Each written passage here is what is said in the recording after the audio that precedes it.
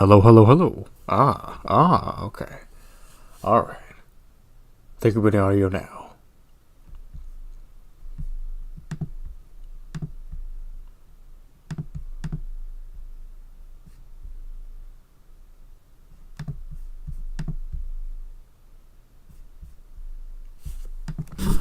Hello, hello, hello.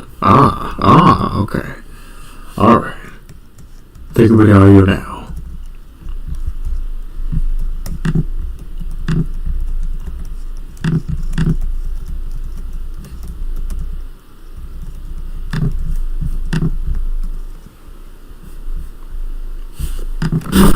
Hello, hello, hello.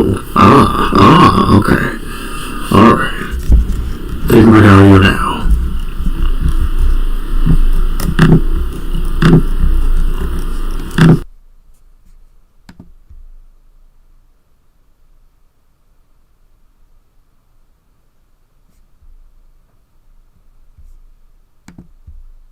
Hello?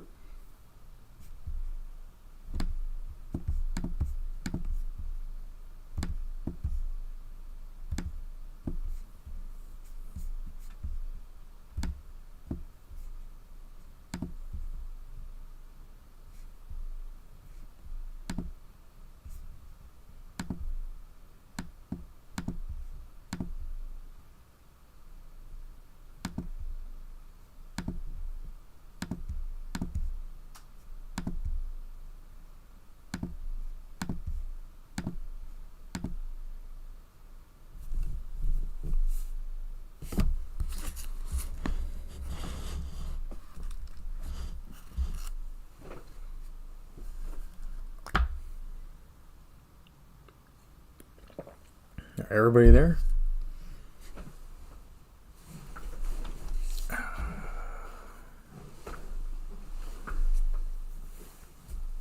Alright, I think I'll be good.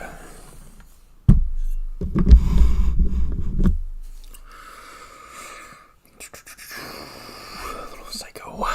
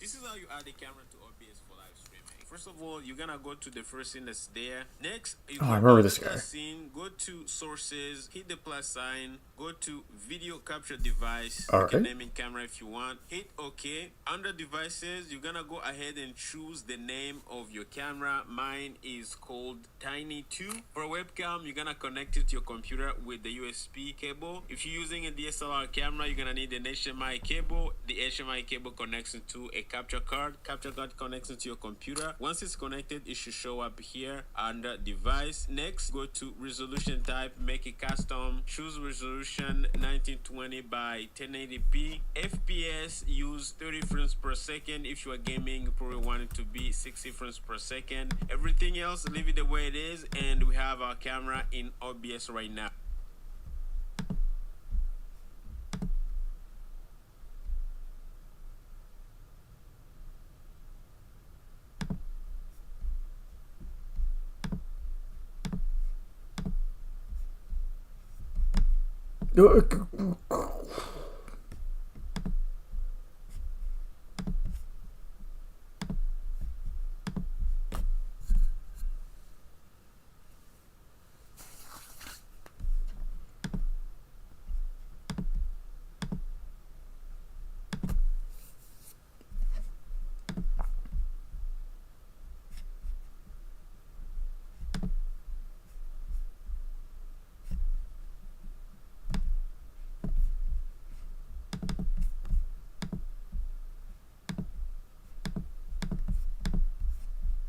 Okay.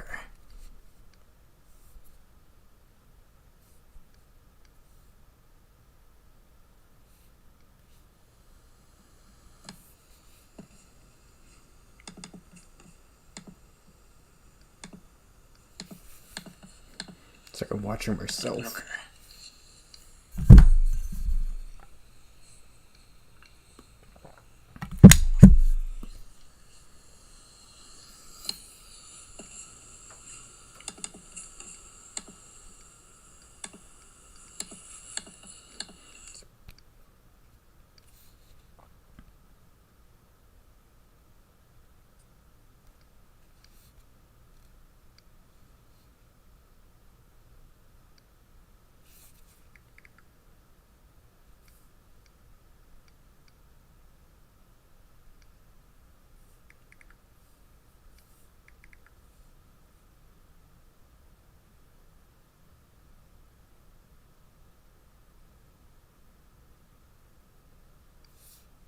Hey guys, what's going on? This is Darius.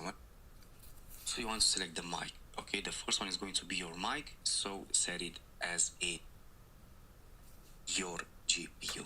Okay. Now we have frames. Okay.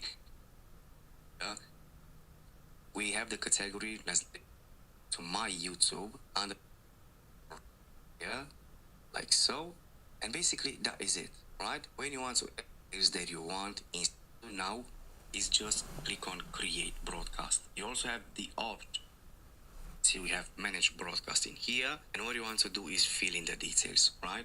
So as you can see, we have the title, to this way, and the fastest way. So good.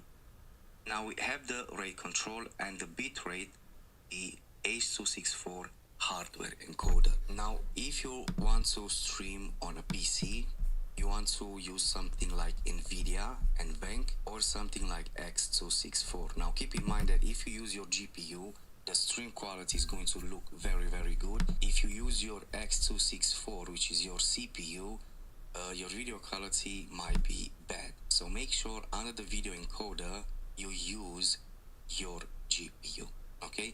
Now we have the rate control and the bit rate. I have it on 12,500. The keyframe 2, profile high, and I use B frames. Now about the bitrate. So if you want your stream to look good, you should go with higher bitrate. But first of all, you should test your upload speed, okay? As you can see, my upload speed, it's around 78.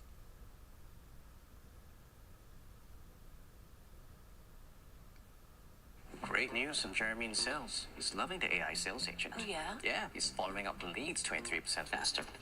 Here's how to add a webcam to OBS Studio. First thing that you'll want to do is plug your webcam into your computer, then open OBS. Now you're going to have to add your webcam to a scene. So scenes is on the bottom left. You need a source. So next to the scenes tab, there's a sources tab.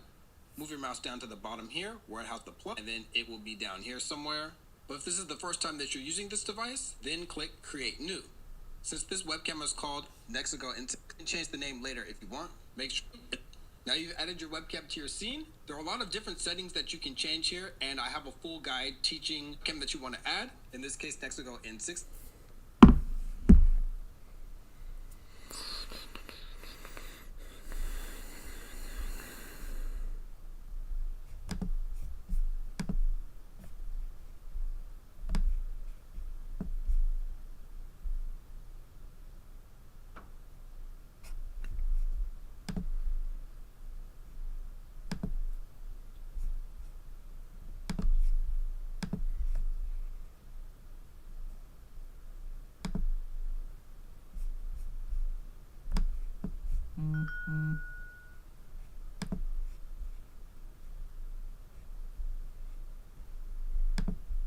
What do I enable my webcam? Anybody know? I've done it before. I can't quite do it right now.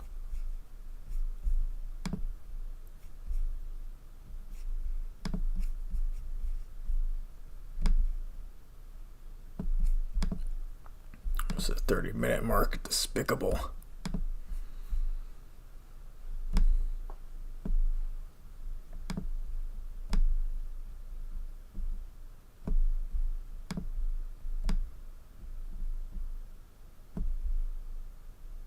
Wait a minute.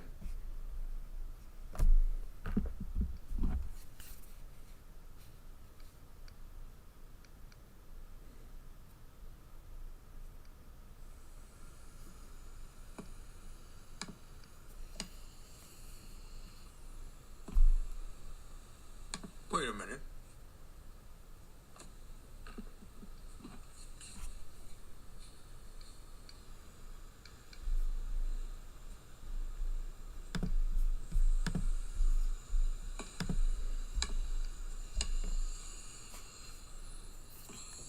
Dun dun dun dun dun dun.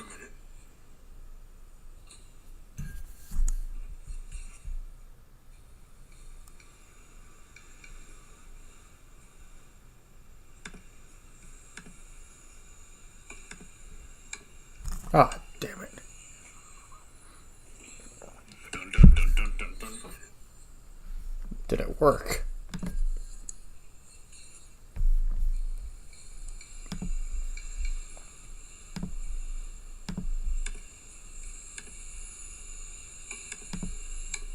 Ah, damn it.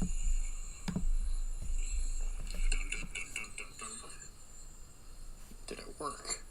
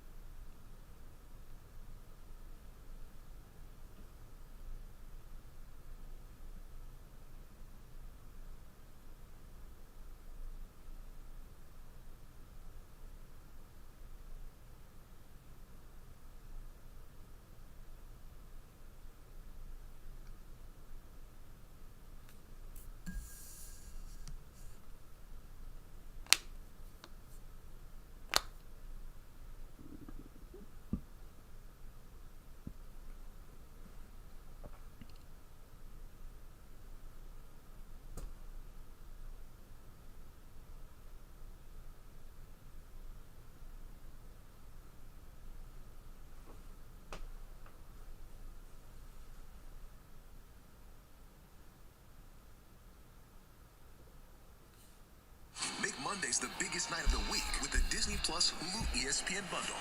Stream Monday Night Football all season. Everyone, this is Tim from yours. Or to the do camera or something. Find the. So let's do a webcam C920. Add that in there, and by 1080. I'm using it in a different work.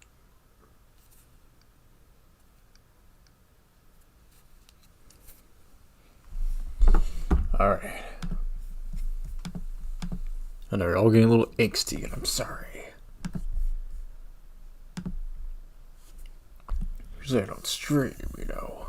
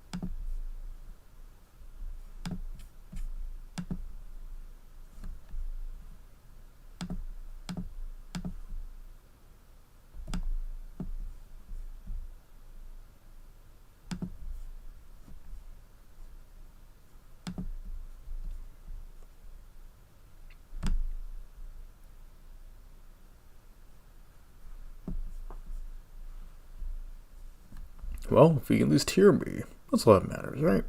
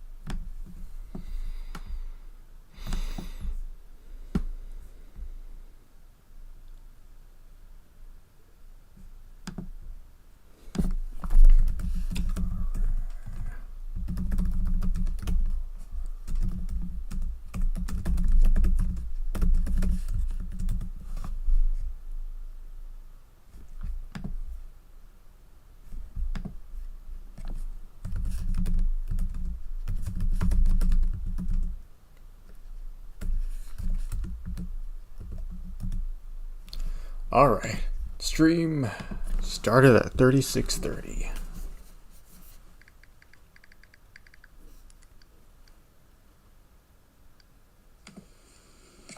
Alright.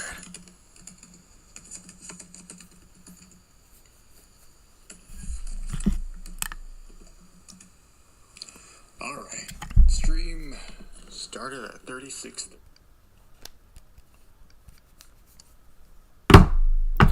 I wanted you guys to see my face, but it's alright. I'll hop back and forth. I will. We'll make it work, huh? Alright, here we go. So, thank you for tuning in. Let's celebrate the 20th anniversary of the Like a Dragon franchise and the 10-year anniversary of Like a Dragon 4, Heir to the Throne, Heir to the Legend. Now, I made this compilation of my Tanimura series back in about May, and it combined 5 episodes that I started releasing ever since February of this year, 2025. So, it's a big spur of the moment, right, as a director's commentary, or me, Mr. TDF Ike. And, really, 5 episodes, rediscover Yakuza's underworld, somewhat official subtitles and some bonus features at the end, and including this commentary now in the fine time of December. Year's coming to a close, holiday season, holiday cheer, but this is my official director's commentary as a sole creator of this web series and everything in it. All footage is mine unless it's a cutscene from a game, and of course these characters do belong to Sega or RGG, but this is it, one of my magnum opuses of my channel, something that I never thought I would make this year, but look at that. It's like a 2-hour film that I somehow put together, a big web series, a spur of the moment, again, from February onward till May. And it just kind of, I don't know, just a big creative burst I had, and this was the end result. So I'll stop and go along the way. It's going to be a big, beefy stream. At least that's how I assume a director's commentary would work. Sorry for a late start, technical difficulties, first live stream I've done since July, but we'll make it work. I've got my orange grind tea, and let's get into it. During a trip to his favorite strip club in Nagoya, Tanimura Masayoshi was having the time of his life. Crime may never rest, but sometimes justice needs some sweet R&R. You know you do it too. However, after going to the bar, Tanimura was laced and incapacitated by a monstrous alcoholic entity known as Mr. TDF. That's me. And being driven by his desire to showcase the depths of the criminal underworld to his viewers in the form of video essays. Now captured inside of a hellish labyrinth by Mr. TDF, Tanimura must give his intel through his own perspective while simultaneously trying to escape. What characters will appear in these underworld files? Only time will tell, for this is the Tanimura Files, complete series. TM, trade.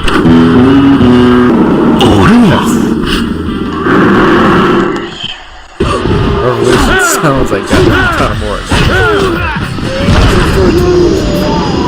Classic Tiger Trump.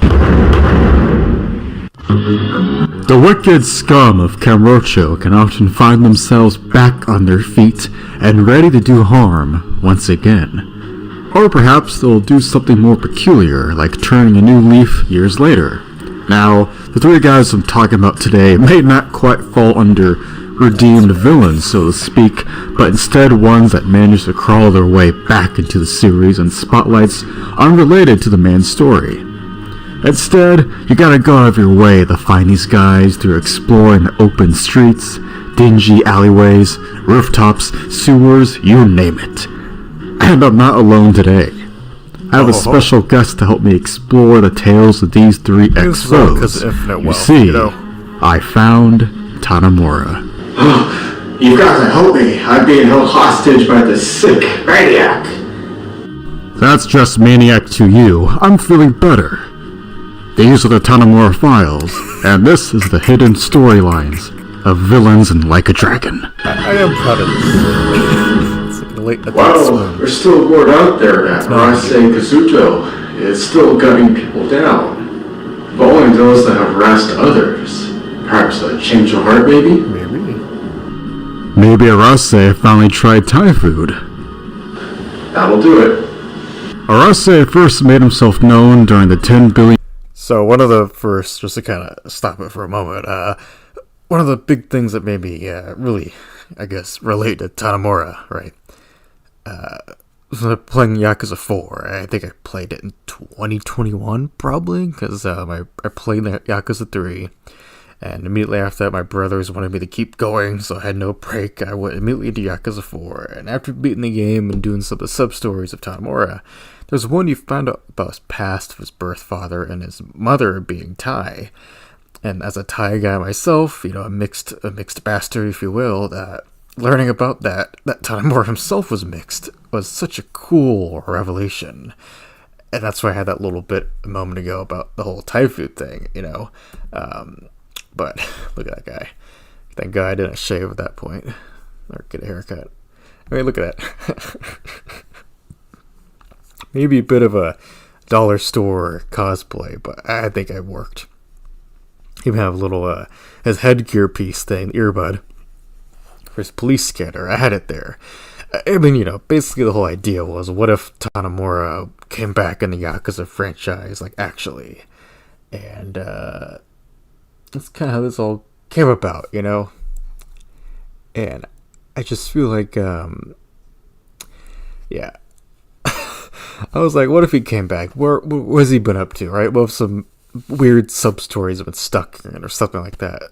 Trying to do, it's half kind of a meta commentary on Yakuza, not like anything gray, and just hey, this guy's back, but he's not really back. But, it's Tanimura on another sub-story. He's got to be doing a sub-story out there, and that's why he's stuck with Mr.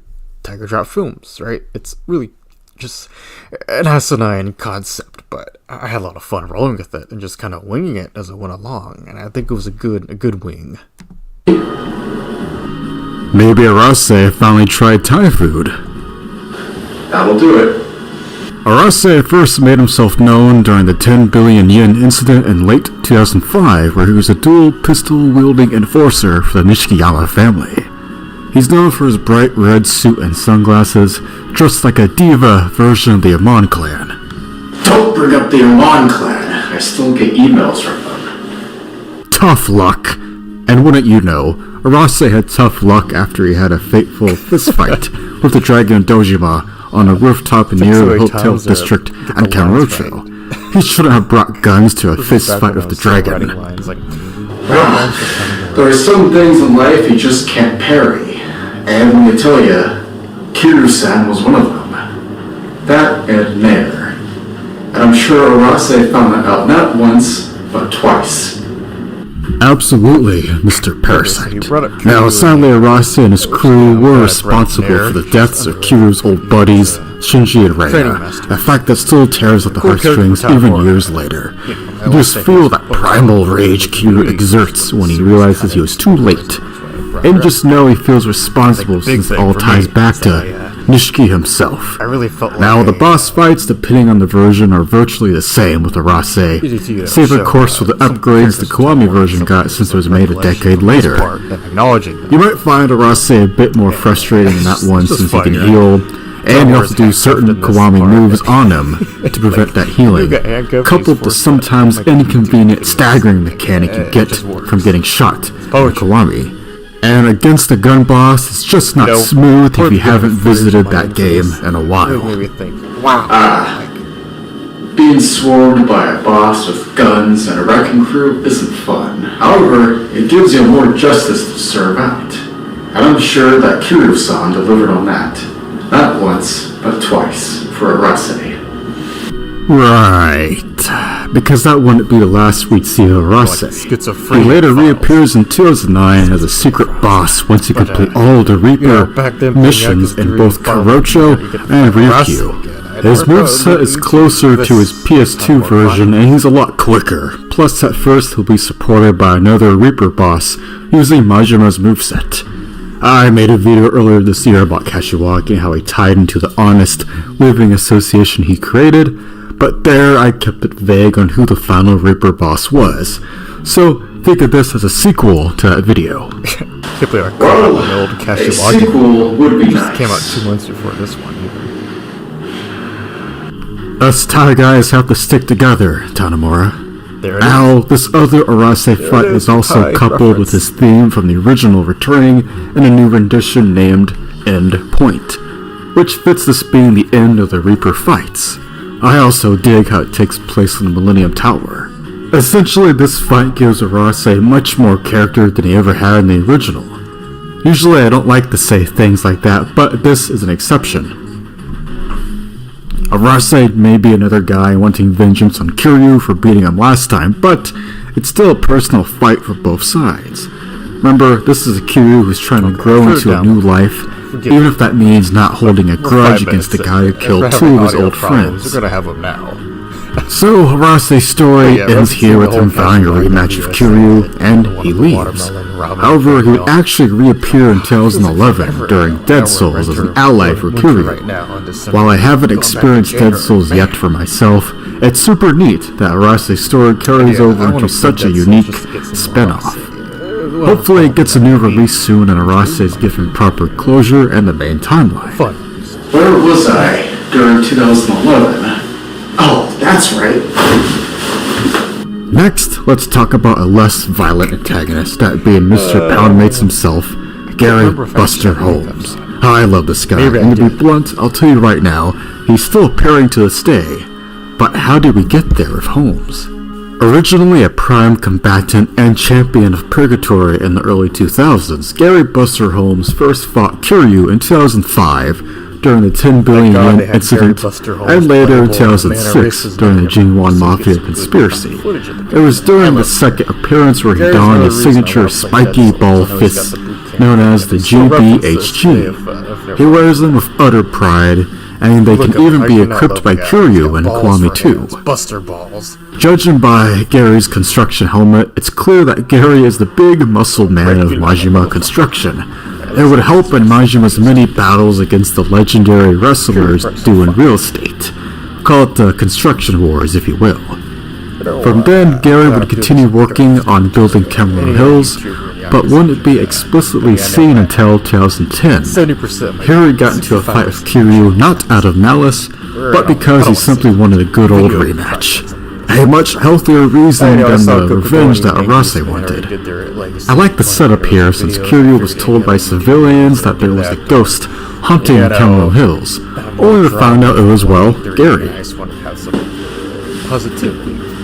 Freaking Tanimura. There he is, sticking around. This is my old apartment. I mean the labyrinth. Oh, well. Gary Buster Holmes, huh?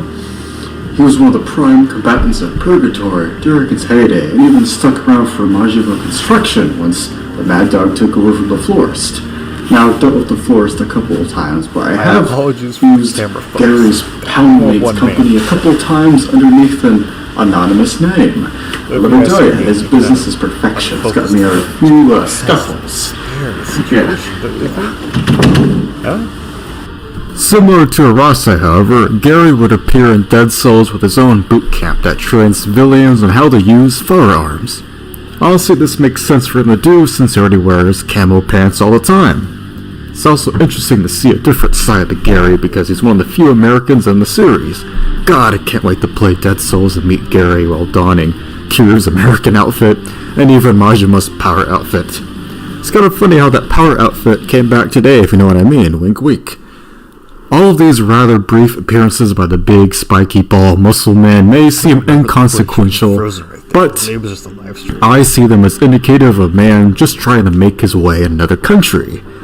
Did Holmes simply end up stranded in America after being in the military, or did he just flee to Japan in hopes of a new life?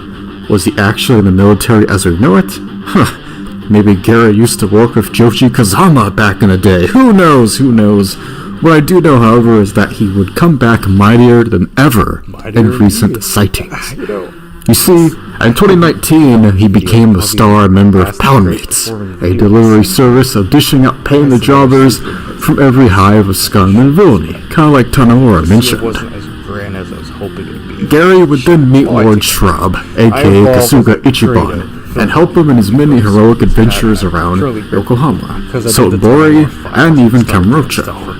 And that's not all. You see, in 2019, he also became affiliated with some guy running a Joryu clan on the castle's Coliseum. It seemed like it was fate for Gary to return to the Coliseum, now as a playable character.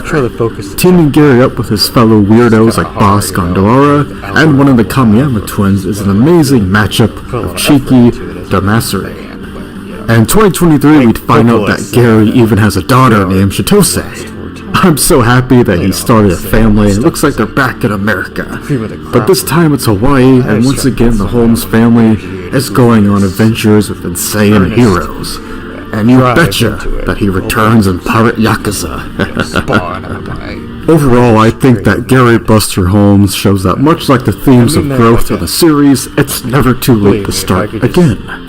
Out of the 3 suspects in this video, I'd say he definitely had the brightest outcome since his days in Purgatory. And fitting enough, he was able to escape the realm of Purgatory and find a new life abroad. And wouldn't you know it, Gary Buster Holmes ended up creating a boot camp after all. Well, see if Gary is what you call a working man, going from job to job, but staying true to himself, like his big steel balls. Now, if you'll excuse me, I don't really want to talk about Lao Kalon, but I have dealt with foreign threats before.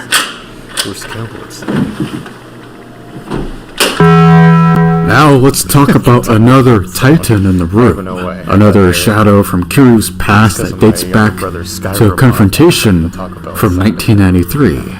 The ogre himself, Lao Kalon. Lao Kalon, a man who once tortured Kiryu just a few years after the Empty Lot event of 1988, and was one of his first major foes to bring the legend of the Dragon Dojima to life. Long is the leader of the deadly Snake Flower Triad, and for years had been trying to usurp the Yakuza and expand his territory in Japan.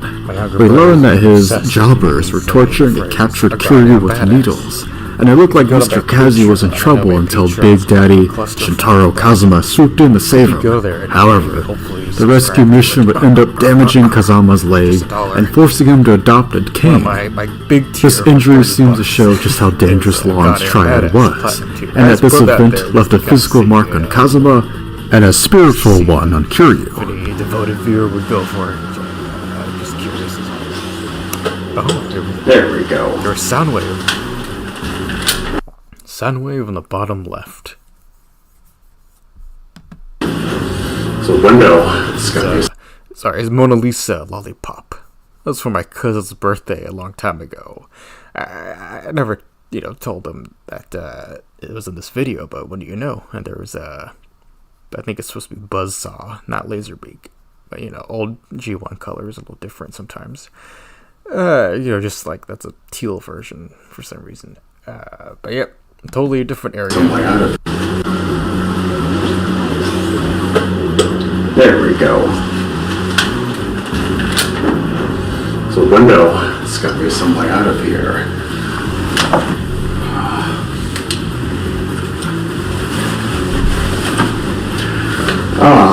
Still following me, huh? Trying to talk about Lao Kalon? Well, fine, I'll give you a little something. In fact, I wrote it here in my Revelation notebook.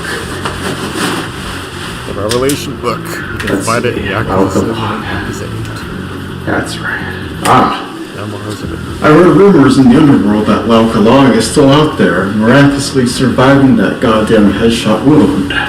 Now, if that means other evil fucks can do that, then I'm a little concerned for Kiryu-san and my friends. I find it criminal that none of the live-action adaptations use Lao Kalon as an easy excuse to have a great fight, because he represents a few different factors as a character. For one, Lao Kalon ties into Kiryu's early days as a dragon Dojima. 2, he expands the underworld by showing there's more than just Yakuza and random criminals to deal with. And 3, he's a goddamn badass. Whenever you see Lao Kalon in a fight, there it was. He said it. I said it. Goddamn badass. More than just Yakuza and random criminals to deal with. And 3, he's a goddamn badass. Whenever you see Lao Kalon in a fight, you just know he's gonna come pre-packaged with phases. Now, Lao Kalon did play a role in the 10 billion yen incident where he worked with the big bald man Shimano, the steel Haruka in exchange for shady advantages, and the big sprawling plot that was unfolding. However, during his fight and remarks, it was clear he saw Shimano and all the Yakuza as mere idiots compared to him. which helps in showing what kind of a bastard Lau Kalong is. Plus, as a weapons dealer, it makes sense for him to not really care about which Yakuza clan gets the higher edge. He just saw kidnapping Haruka as a real opportunity to fight Kiryu. Blue-cluing this shit. Now, I believe that Lau Kalong is just trying to sell weapons under a new guise. Now, whatever it is that you know, Mr. TDF, can't be any good, but I'm gonna go ahead and write you a ticket for kidnapping me right here.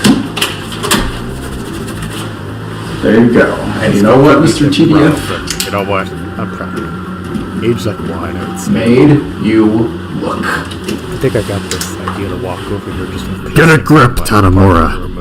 Of course, it's on record that Kiryu pummeled Lau Kalong in that 2005 fight, and a beatdown that was a long time coming. But of course, that wouldn't be the last we saw of him. After that fight, he did send his legions of the Snake Flower after Kiryu and Date and Haruka in a gigantic car chase. Then in 2006, Kiryu runs into Granny White, who is a mentor to Lau Kalong, and why he incorporates the White Lotus style into his moveset. It's neat that we get to learn a little more about his backstory, even if it is still vague. But in a series about fistfights, perhaps learning about your foe through their old master is enough. In a way, Granny White is like Long's own Santaro Kameki. Now, Long himself would return next. Snakes like to crawl away and bite you later, after all. Such was the case in 2009 when Lau Kalong once again saw the opportunity to strike back at Kiryu by kidnapping Rikia during the Okinawa Resort and Black Monday conspiracy. This time the Snake Flower Triad took to the streets of Kamurocho to harass Kiryu, and I gotta say, it's certainly a long battle. I remember this one being fun, but certainly felt like it dragged from street to street, like it was plucked out of Streets of Rage. And I love Streets of Rage. I'm only saying that because compared to the Tamashiro office or the Toto Hospital long battles, this Snake Flower one really felt brutal. Maybe I just don't remember the shakeups during the fight like the others, since it wasn't in a confined space, it wasn't in a building. And it was more like that long battle in the streets in Yakuza 0, where Kiryu had to fight and escape the Tojo clan all around Kamurocho. It just sort of blends in as much as your normal street fights. That's just me though. Anyway, the real showdown takes place on the rooftops near Kashiwagi's Honest Living Association castle as Kiryu duels Lau Kalong once again against the ogre. It's a fight where you can really use the fenced walls as a way to charge up heat and vicious combos, or just thug it out for like half an hour by blocking. It's up to you. Once the fight ends and it looks like Rikia truly is in danger, we get the big Uncle Joji Kazama, Agent Man, saving the day by disconnecting Lau Kalong from the server. And you'd think that'd be the end of a man who just got sniped through the head, but not quite. First in 2010, a man from the Snake Flower Triad ends up running into Kiryu and Tanimura, where they then take him to the super medical man Doc Emoto, the legend. You should remember this, Tanimura. Lau Kalong, I knew he used to mess with my friends and allies in my home, Little Asia, who would always apparently run deals back in the day before I joined the force. However, after his supposed death in 2009, the Snake Flower Triad just disappeared. But I heard they were having some remnants of their forces acting in Kamurocho in 2016. And then in 2016, a member of Snake Flower named Jiang appears in 2 side stories where he meets Kiryu. It turns out that the last remnants of Snake Flower have been trying to bomb the South Triad, which is really interesting as we get to see 2 triads beefing with each other. Kamurocho just can't catch a break, huh? The current boss of Snake Flower at the time was Sun, and throughout these 2 sub-stories you get to see Kiryu confronting Zhang and Sun, which culminates in Snake Flower disbanding for the time being, apparently. This batch of sub-stories was a real treat. And coupled with the ghost photos of Lao Kalong, it really feels like so much time has passed during Kiryu's legacy. And in the same game where the Jingwan Mafia return, it was cool to see the Snake Flower Triad once again, only this time, they barely have enough forces to, well, you know, chase you on the highway with a bunch of cars. Thank goodness. Then in 2019, it turns out that those ghost photos of Lao Kalong must have been some prank from the afterlife. Or Lao Kalong finally got out of his coma in like 2017 or 2018, just spitballing on my end. But it would line up with him getting back on his feet and going under the name Chow Kalong and selling weapons in the sewers of Yokohama. The fact that he returned to Yokohama, where Snake Flower was originally established in Japan and is why they worked with Hamazaki back in 2009, is very telling. It makes you wonder if this is where Long was being held until he miraculously recovered. However, the mighty have fallen, and it seems that Chow Kalong is no longer with Snake Flower, and he's trying to hide from the Yakuza, apparently. Big beef. And the fact that he's just a bridge away from Kashiwagi and the Bar District is hilarious. In 2019, he can appear as a pound mate for Ichiban, and of course sell him weapons once he passes his test. I guess Long and Kiryu have the same mindset on barely changing your name when hiding. Alright, here's the moment we've been waiting for. In 2023, the gods of hell yeah blessed us and we got to witness Kiryu Kazuma have a rematch with Lao Kalong. Only under their respective aliases of Taichi Suzuki and Chow Kalong. What can I say? We got to hear Ogre has returned, blast again as Kiryu and his new friends battle Long. And of course, this fight comes with his signature phases where he takes different weapons and he uses his fists eventually. Fan service done right. And this brings me to a more poignant ending. You see, I like the badass things in life, but I also love the sincere things. Here we got some closure to the feud between Kiryu and Long that's been going on since 1993. Which means that 30 years later, in 2023, they're finally able to bury the hatchet. The best part about this is they both knew who the other guy was. So much so that simply reappearing in their lives means instantly time to fight. And yet, through one final fight, Alright, I turned the recording audio for the live stream, the Tanimura files down a little bit, so maybe my new commentary won't be so damn loud.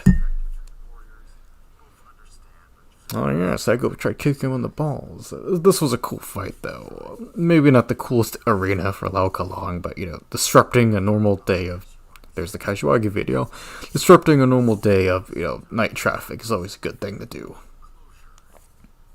And I guess just seeing Kiryu and Lao Kalong fight in Yokohama is good enough in its own fan service, considering their history.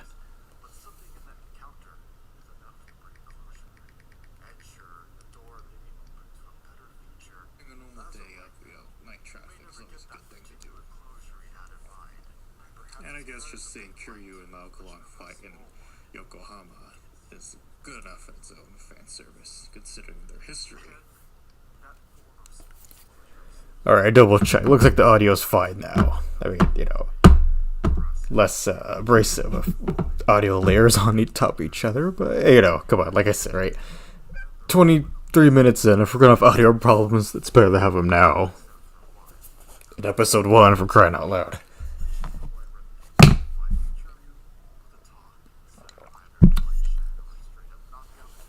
God, this was such a beefy video, I'd say, episode 1 of the series, but good stuff.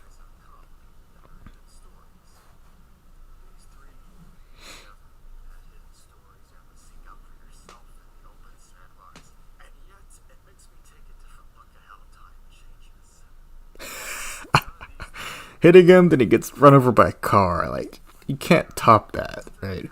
I love Infinite Wealth. Oh, look at that. Random Resident Evil 6 footage. Oh, yep, because it's the glitch of Ada jumping over that guy. See, I like to show the other series I like in my Yakuza stuff. Whether it's Ultraman or Resident Evil or Godzilla, what have you. Hulk, even.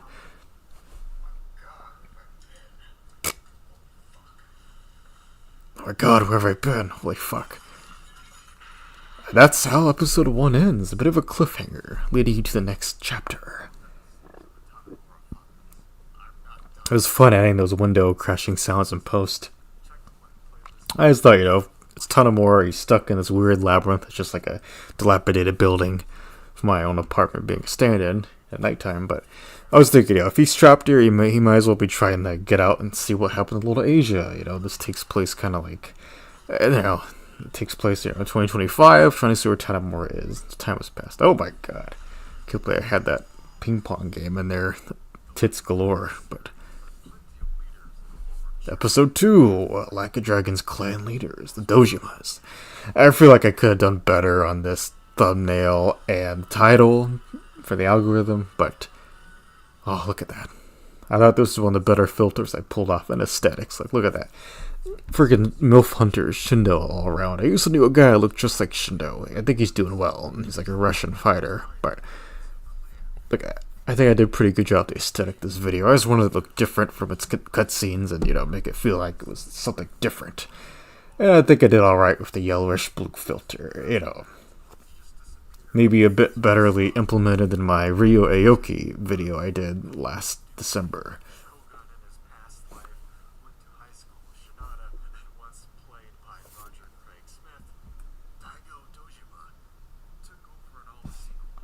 That right there, we just listened to that little soliloquy monologue about Daigo as a character mentioning Shinada and being voiced by Roger Craig Smith and what have you.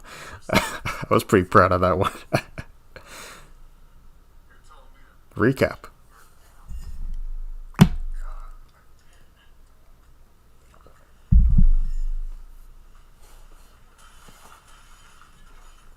The transition, huh? Oh, look at him rolling over. Totally a different area, guys.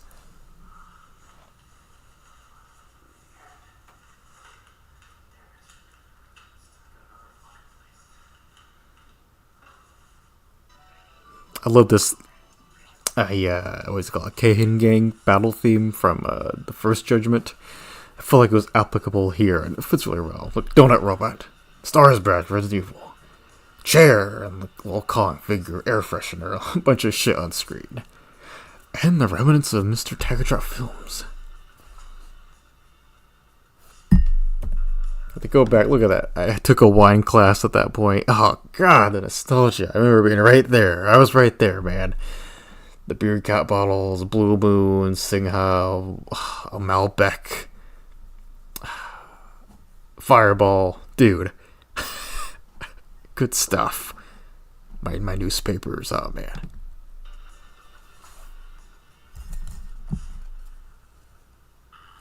Here we go, the opening Ultra 7 double for some reason. Plastic Beach. I finally saw, look at that. Later I would see like the actual model, real life model for Plastic Beach in August when I went to London. I got to see gorillas at the House of Kong art exhibit. That was incredible. So weird thing, I was looking at my favorite album right there, then a few months later I would be in, Europe seeing it. And then you're just the physical model in the very cool atmospheric art exhibit.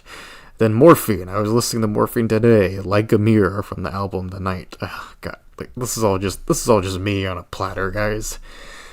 Gorillas, Morphine, King Kong, Ultra 7, and then the beer from earlier, that beer alcohol bottle miss is a prelude to this guy, me.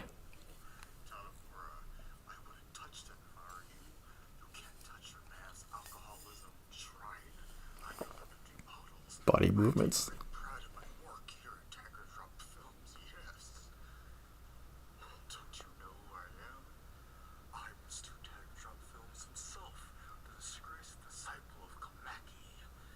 Disgraced disciple of Kamaki.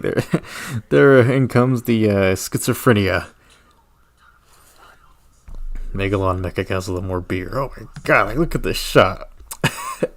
A bit tilted because he's crooked, right? I wanted it to be crooked because it's Mr. Tiger Drop Films, but look at that, just gorgeous.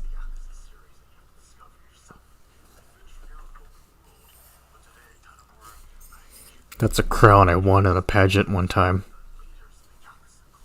Long story.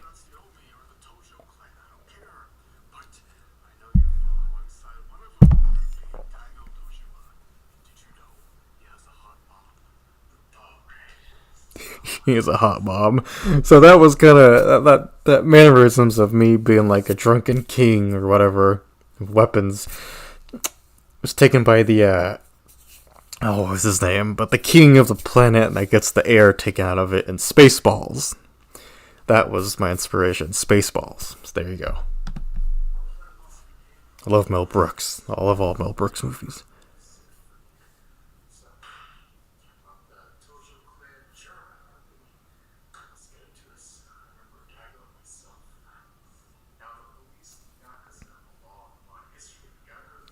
I'm really proud of this episode too, ultimately. I mean, at least the little way it came together, remembering my lines as Tanimura. And it's just cool to have, this is a character that was related, like, was part of the final fight for Tanimura. So there you go. That's the why I wanted to talk about Daigo and make it coherent for Tanimura as a character.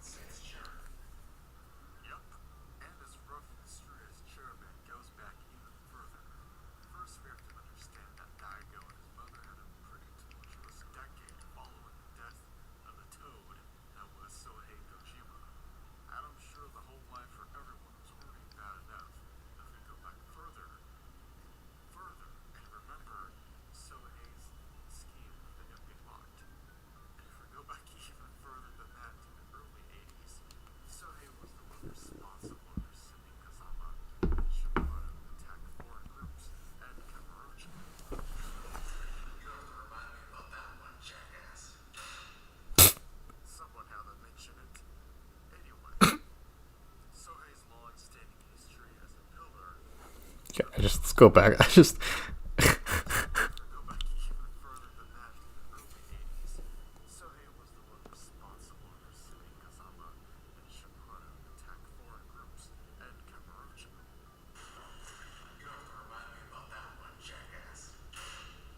Real gunshot for that one, kind of, the plastic, my toy revolver things I found, but I was glad I included that little bit of lore tying Yakuza 2 and 0 back to 4, the whole massacres that old man Sohei started, making it feel like Tanimura is really there, like right here in the video, and that he knew about that history, making it important why he cared about Little Asia as a community. Small things like that, if I had a gigantic budget and, if I was able to make a show that replaced the Amazon show we got for Yakuza, that, there's a lot of fun you could have actually had if you really studied the lore of the series, and that's part of why I made this channel, ultimately.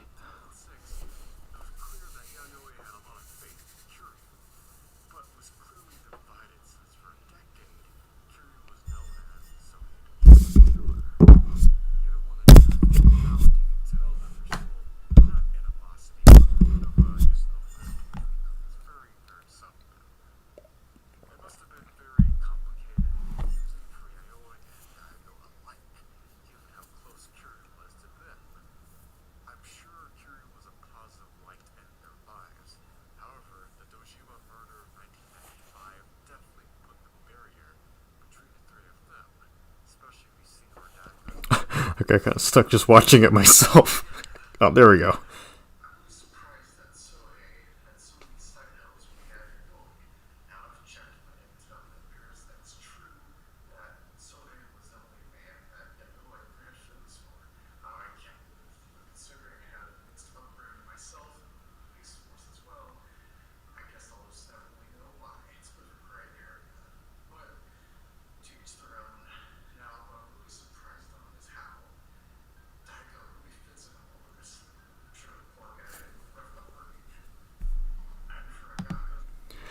Sorry, I'm really proud of that. Again, I had to recite the lines, and it took a few takes.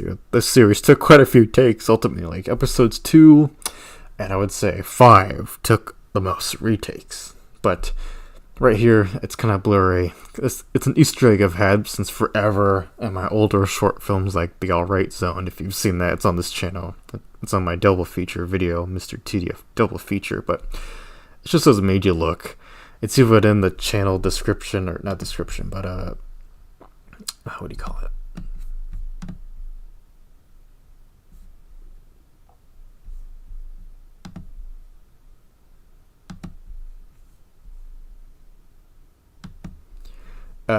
Right here, like if you look at my channel image, This has made you look in the heart.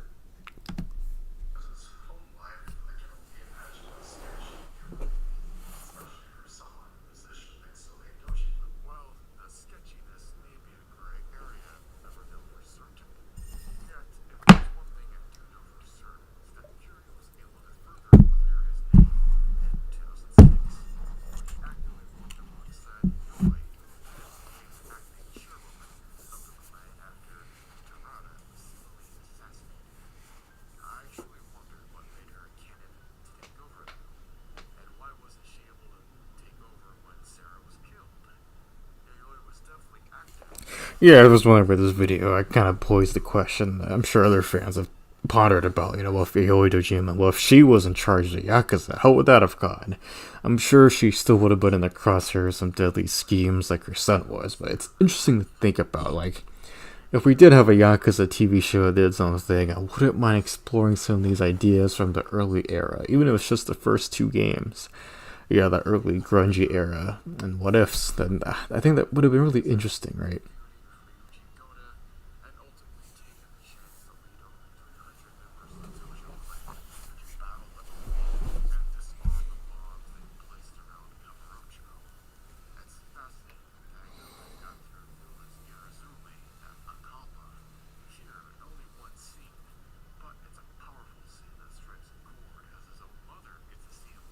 We'll say just now that we know Kiwami 3 has definitely, it's coming out soon, just looking back at Kiwami 2, it's funny how much more faithful it seems, just up front with the character designs, bearing some of the older characters, but like this for all intents and purposes is a good reimagining of the original Yakuza 2's cutscene of Daigo. Like, just looking at this one scene in particular, I think it pays off pretty well. But yeah, point this video, another video about Daigo. I've done so many videos about Daigo now when you think about it. Oh.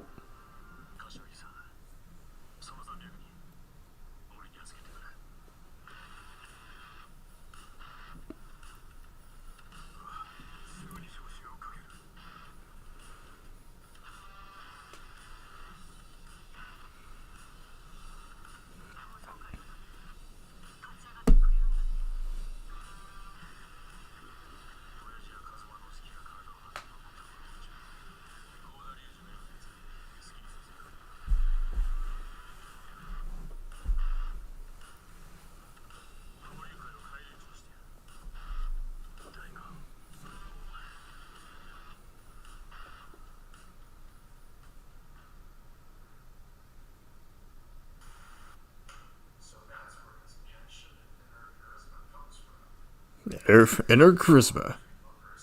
Genuine charisma.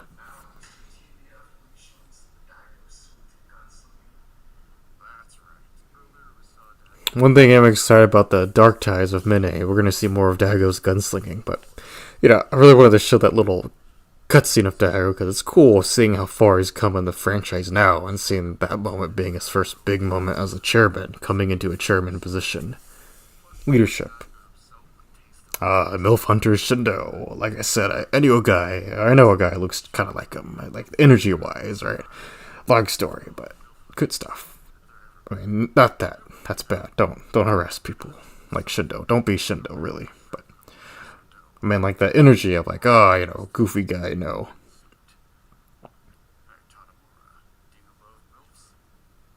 Just a MILF appreciator is what I mean. Just a MILF appreciator, but Shindo, he's a guy I always forget. He was in the first Yakuza, but regardless, I feel like, I will say that in terms of Dragon Engine, Kiwami 2 still looks great. I know these cutscenes I have are slightly edited, but, even with the green filter, I still think Kiwami 2 looks fantastic, and I think overall, like, just the vibes of sitting in the main menu, or, hitting the pause screen during the game, it does have a nice vibe that's hard to pinpoint, and it does feel like it's 2006 again. Only problem is it's not quite the same 2006 as the original Yakuza 2. You know what I mean? It's missing that atmosphere, but the one it does create, I think, is still good, and compared to the sea of other video game remakes, I still think, the first 2 Kiwami games did luck out in still being just, different enough, but still keeping the essence of the story. They didn't do anything too drastic of a change. They felt more like complementary changes, if even. I can't say the same for Kiwami 3 whenever that comes out, but, here we are.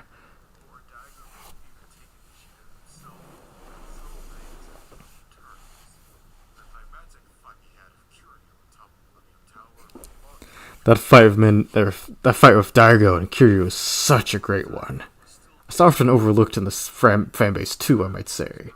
I did a recent video about it with their Kiryu's rehashed antagonist trilogy that you should definitely go check out after watching this live stream.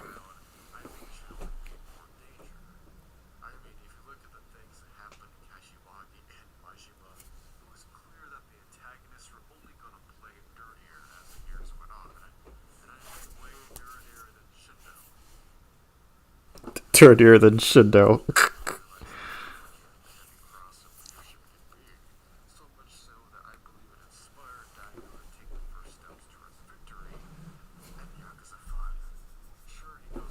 I just love the way he jumps in that, man.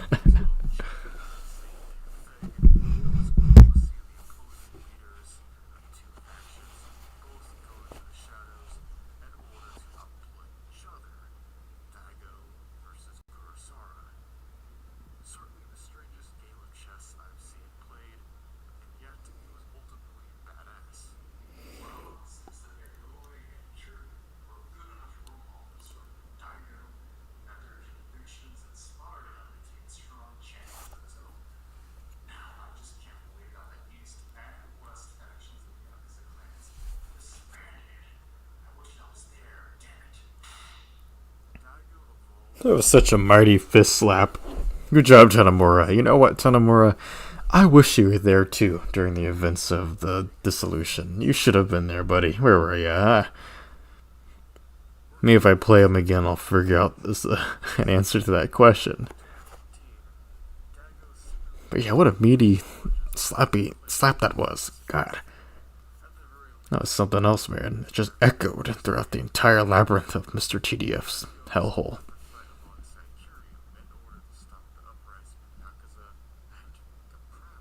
God, I feel like this was such a good retrospective on Daigo. I wish the fan base took note of it. All I needed was one Twitter post by. Alright, look at that. Call back to my other Daigo video I made a year before this one. But anyway, all I needed was one Twitter post or one really big Reddit post to go ham wire with the fan base. Definitely on if we ever did a video together, then I'm sure that could be a good boost for the channel. Especially with all these new guys popping up around. That makes me feel like the old dog on the block. But, my channel's like a smaller Yakuza clan pretty much. With just me and the channel hosts. All played by me, of course. Because, again, schizophrenia. But you got a tiger drop and keep going on, huh?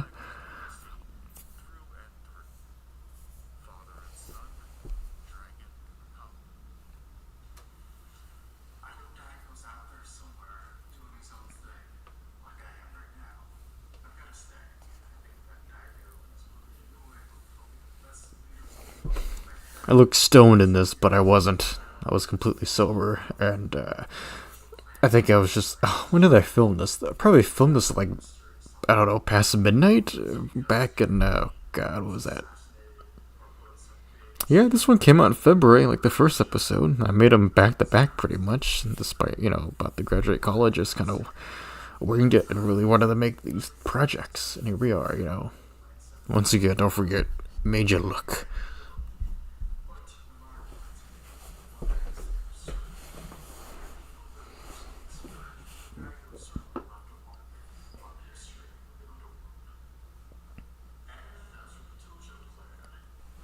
Look at that transition, that cut to Revelation book.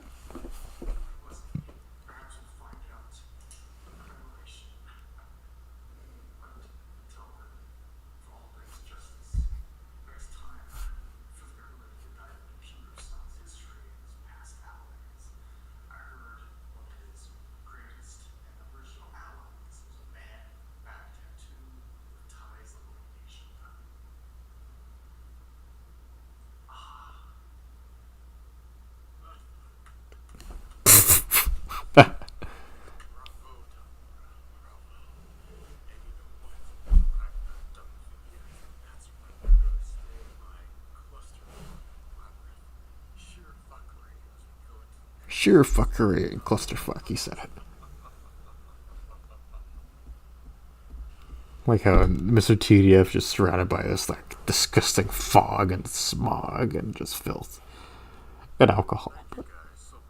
And there was the in this little part episode too. But yeah, going back to the whole bat tattoo thing.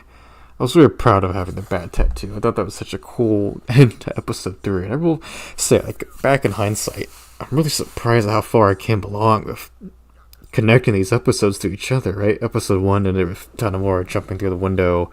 Episode 2 ends with him bringing up Kiryu's past allies and the bat tattoo. Because, you know, episode 2 is about Daigo, Kiryu's son, pretty much, and one that Tanimura knew during the course of Yakuza 4. So it makes sense to kind of build off that for episode 3, huh? With Rikia. Oh, classic Rikia. This video does feel a bit outdated now because I have to say it's classic Rikia. We don't have Rikia anymore. We have the new extreme version, which is just a completely different character. At least I have this video to show my love for Yakuza 3. And for Tachibana too. You know, Tachibana is pretty overlooked, I think. But yeah, this is episode 3, The Tragic Allies.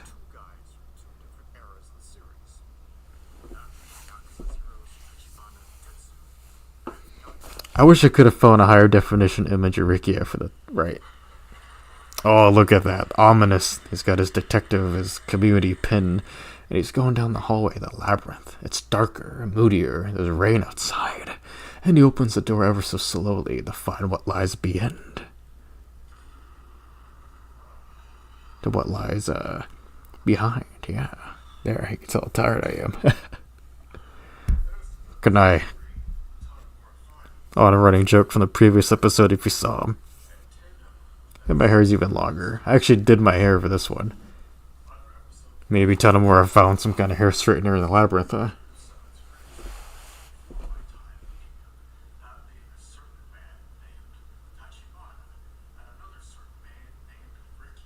Bunch of certain men.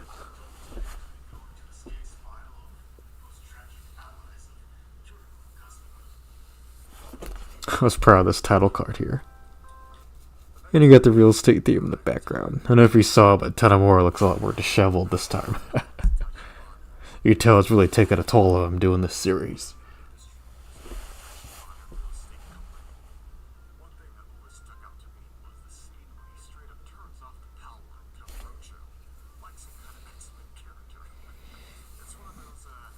I will say in hindsight, there's one thing I would have changed. I would have made a better background for this video. But, you know, some good loyal viewers like Ethan, you know, seeing fans like that came back for every episode was really heartwarming and it really made me want to keep going. So thank you, Ethan, and everybody who stuck around with this series. I greatly appreciate it. I was kind of proud that I did that. Not quite fitting on the screen, you know, glare isn't quite right. Okay, of course it's blue because that's not really there, but I'll take it, you know. This was an empty room I found, by the way. A completely empty room. Back rooms even, but I made it work. And yeah, there's Tanimura looking more disheveled. I know I kind of quit tying the tie, but, you know, and you have the headset to the left, or to our left, his right, but I just wanted to make it show, you know, some kind of evolution in his design somewhat, you know. And of course, the bottom part of his dress shirt was just completely out because, you know, he's done. That's why we saw him walking in the beginning with his hand and the pin on the wall. It's dark and he's trying to find another door out of here. I like to do some small visual storytelling. It's not much. It's really not much at all. Not much, but I like to have something there. Something a little tangible.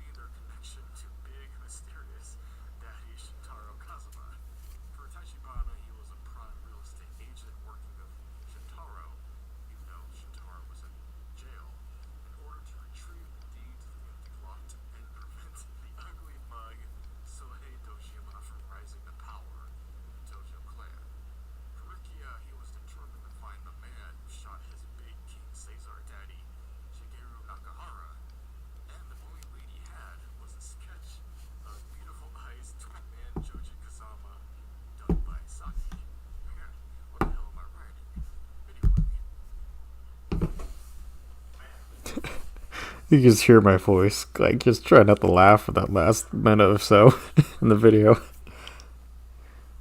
need a stamina spark or something, Tanimura. Get energized. God. I fucking no other Yakuza YouTuber talks about the drinks, like the stamina sparks and whatnot, Tarners, whatever you want to call them. So I'm glad I like to bring them up in my videos.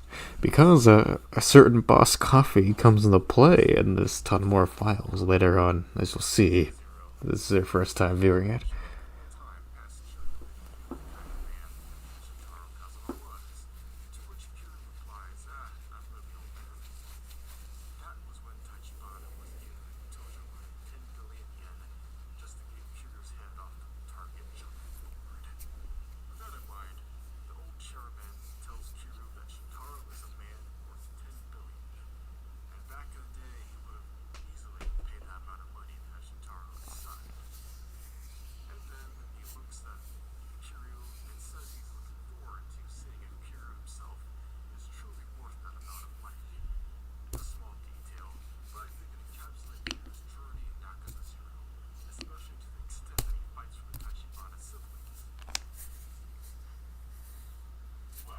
Old Ricky as Viper.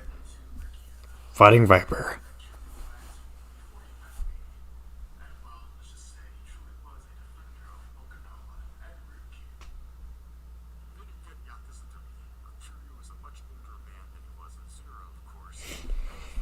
Really proud of how I showed the evolution between Yakuza 0 and Yakuza 3. You know, two tremendously fantastic games with great stories. And a cool way to kind of show our own growth as people by seeing Kiryu's evolution over decades. But yeah, I still stand by that Tachibana and Riki are two of Kiryu's greatest allies, from the points that he meets them in his life, but also the way they left an impact on him, right? Like, their loss speaks volumes to how much they meant to him.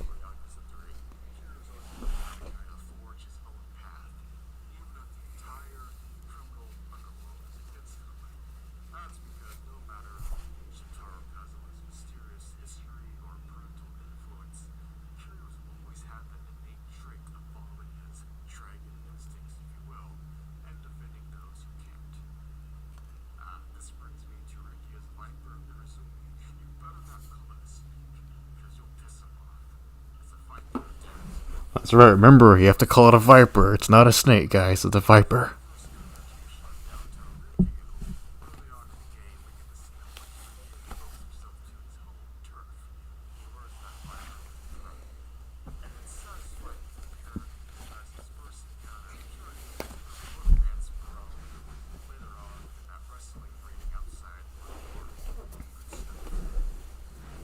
Good stuff indeed.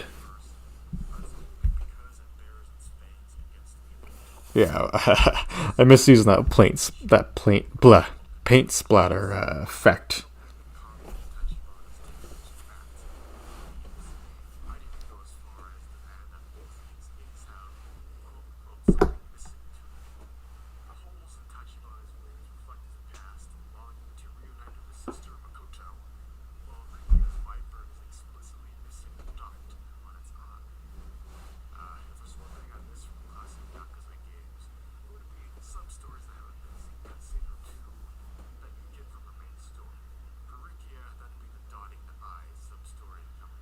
That's right. Oh, I love the sub-story, man.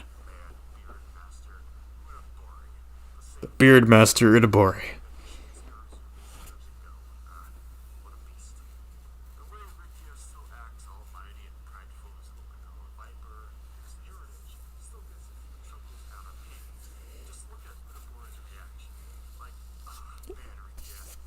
And it's just so cool seeing, art from Okinawa coincide of, a Tokyo artist. Of course, all the art was done by Horitomo in real life. He's a legend. I've done a video on him before, but, it's just cool. Like, of course, in the context of the game, right? Suspend your disbelief a little bit. It's cool seeing the ink of different guys kind of coincide here.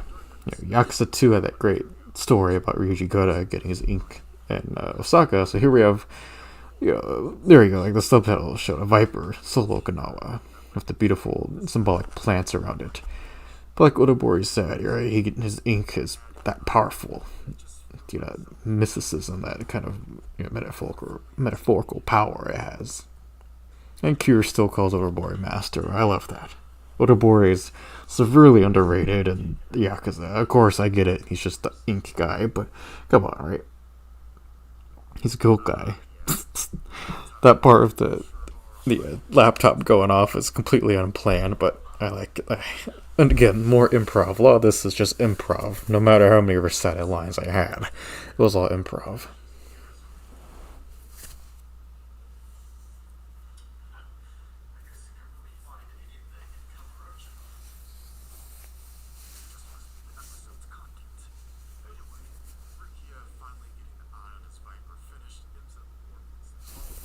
What did I say there?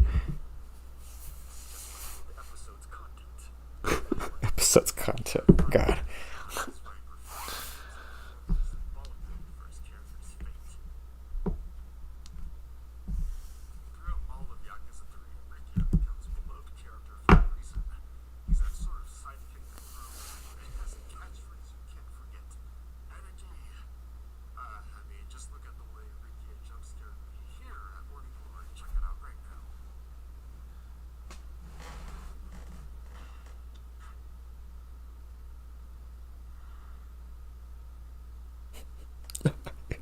You can even see his feet glitching at the bottom. Oh, man. Every time I play a video game, the most random, weird shit happens, I swear. Just like real life.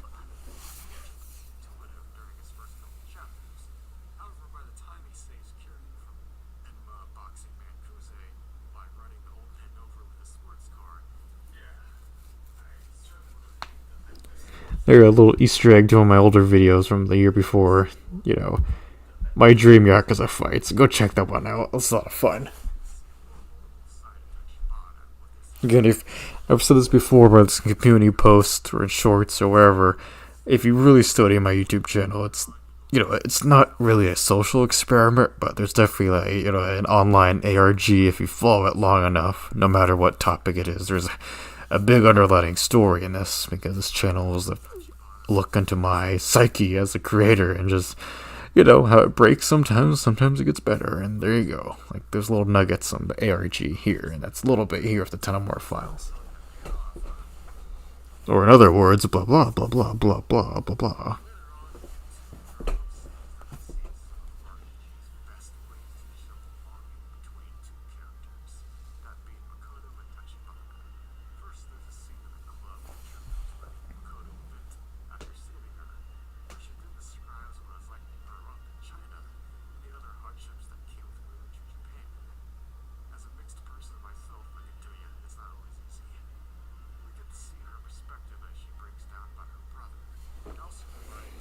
Wow.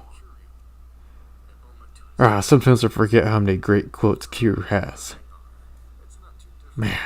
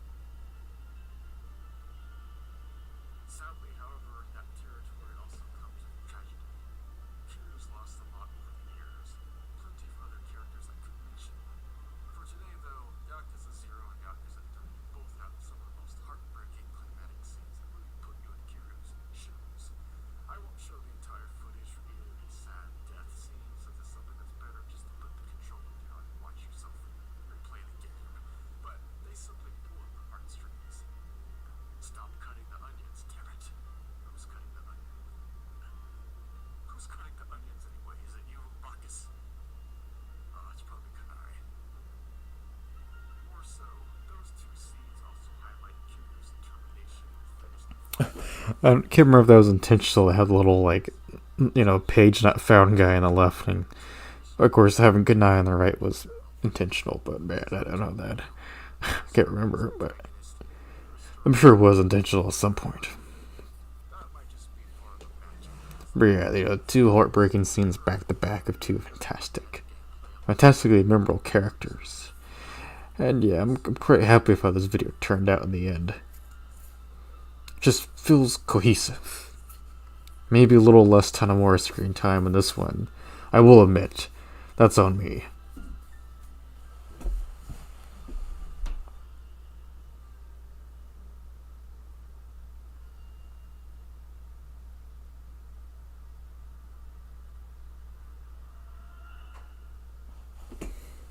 You could hear Kiru's yell right there after Rikyo died, because in the background I was playing an only version of the instrumental for Fly I could find, like the sad guitar, sorrow version that plays when Rikyo dies in Yakuza 3.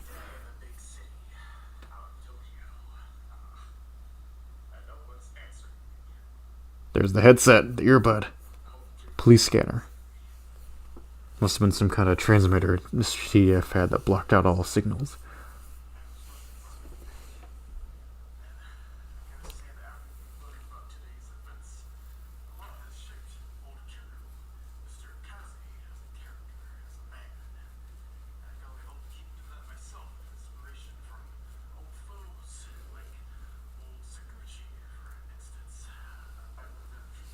A little bit of foreshadowing there for the series.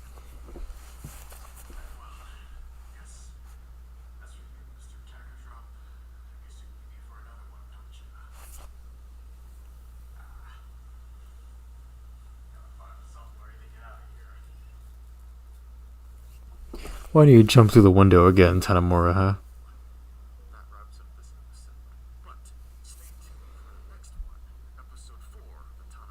Episode 4, here we go, almost the finish line of this interesting web series of a project of my madness.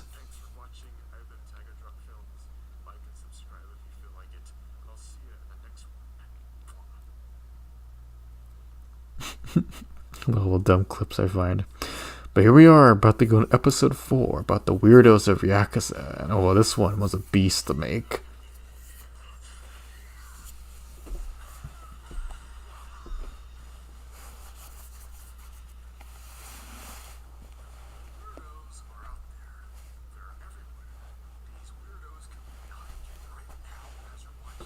Look at that glitch. I don't know how I found that in Infinite Wealth. It just happened, man.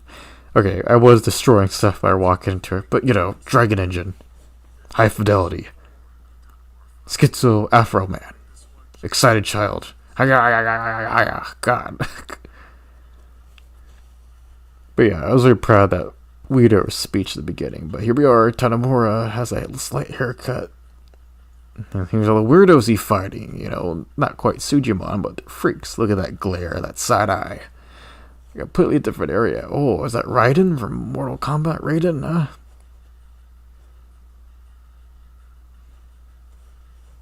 Another side eye. What? What's that?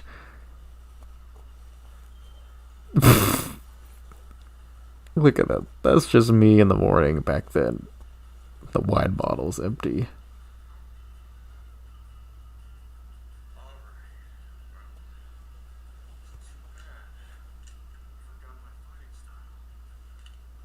Dual-wielding revolvers.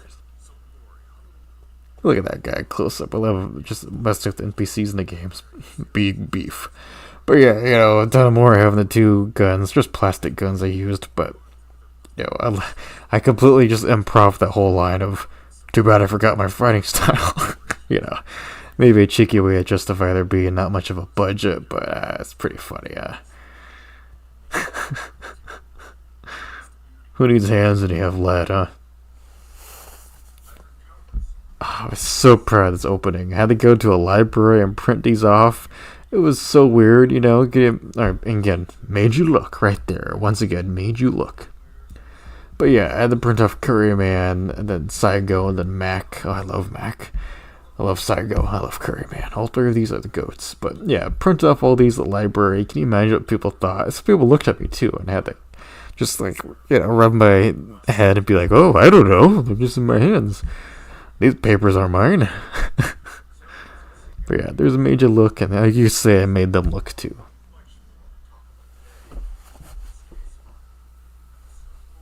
There's my Pixar lamp.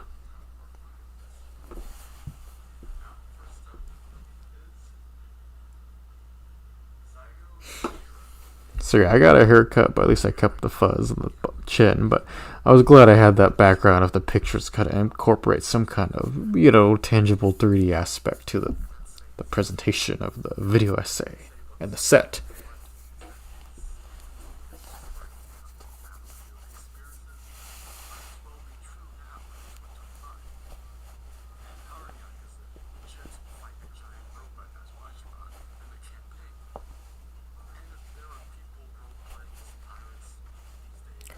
I vividly remember getting the footage of Cyborg Robocop Akiyama chasing Saigo, the suicide training, or whatever you go and call it, the, military training. Man. Tanimura said it, Akiyama mentioned.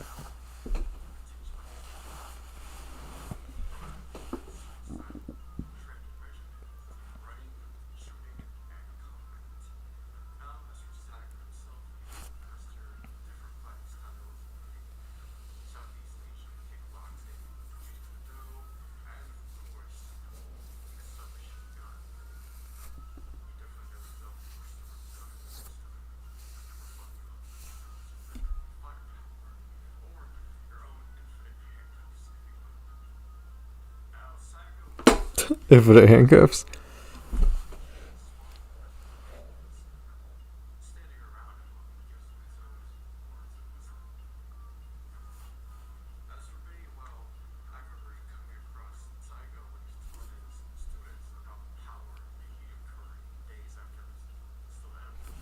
Loved curry, man. In fact, I had curry for dinner tonight. Yellow curry.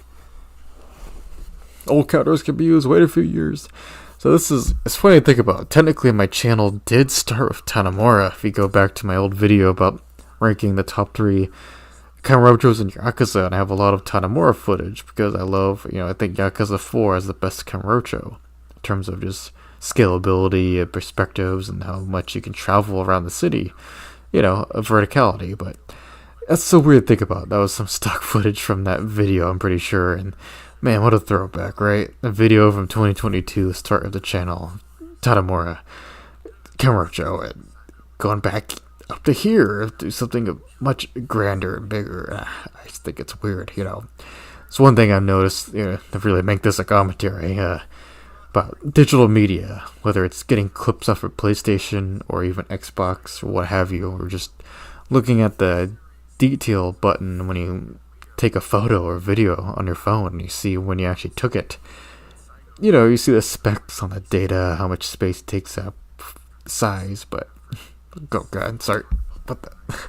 Damn naked guys. But anyway, where was I? Yeah, looking at the details on a video you take or a picture, and you can see the date you made it, and that's always my stuff that kind of haunts me, especially when making stuff, because you can see when you originally intended to get footage out and then when you actually use it for a project.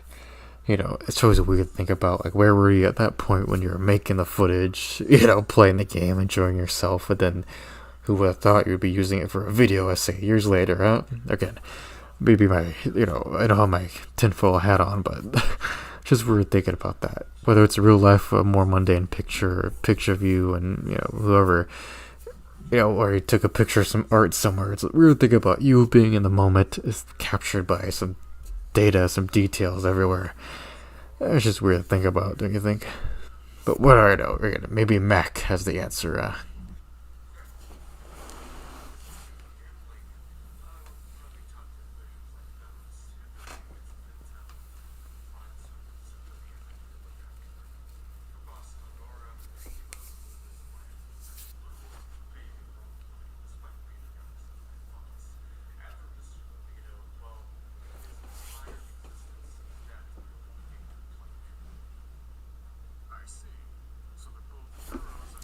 I love this image of Ichiban.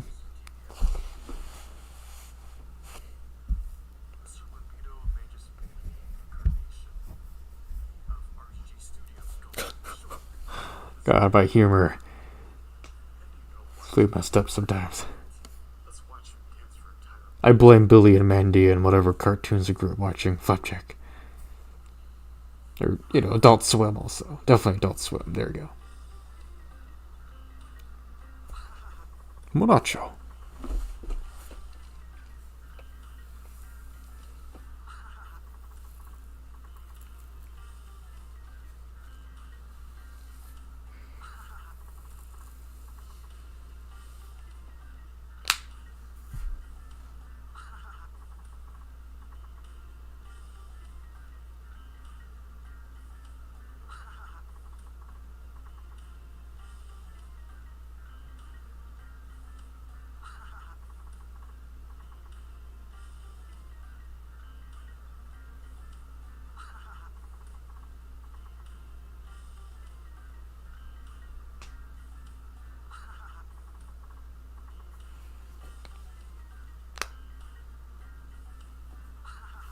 How many times did I play this clip? I know it was for a joke, saying this guy, Mr. Habu, but maybe that was a bit much, a bit much in hindsight. There he is, the big boss baby himself.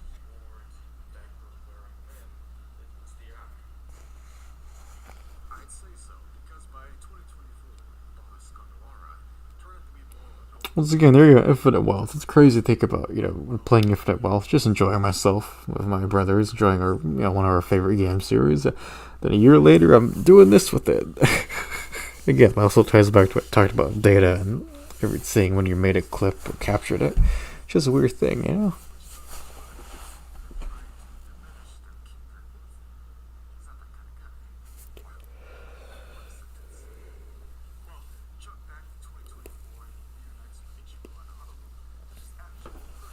Boss Gondawara fans, rise up. Rise up.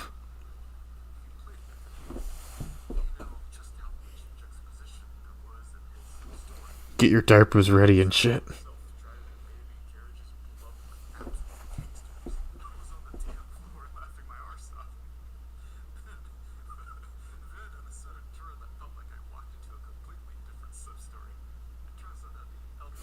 It's funny I didn't use the Daigo gameplay for episode 2 from this game. I think I would have, but I didn't.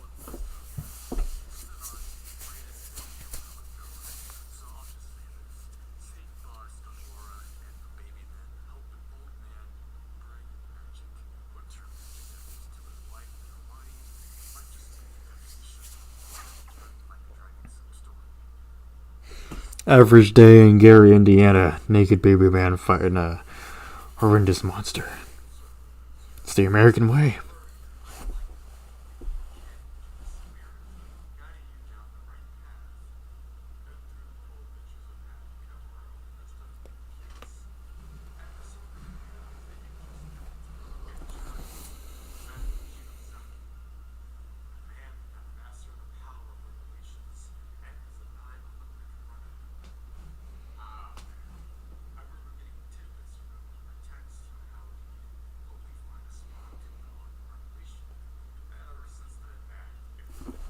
Mac Gang. Rise up, Mac Gang.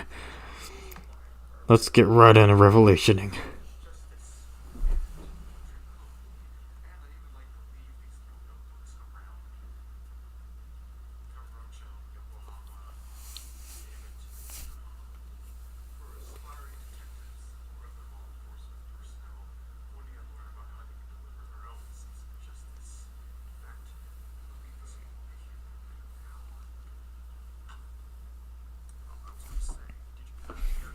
Such a sassy throw, Tanimura. Oh, he's not done yet.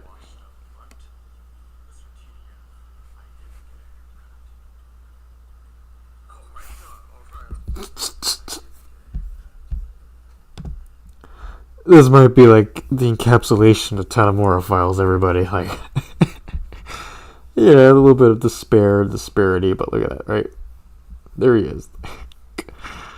That should have been a thumbnail, honestly. It should have been a thumbnail, let me know. But, yeah, like, there you go, right? Major Look, Tiger Jaw Films, me, or Tanimura. Wow.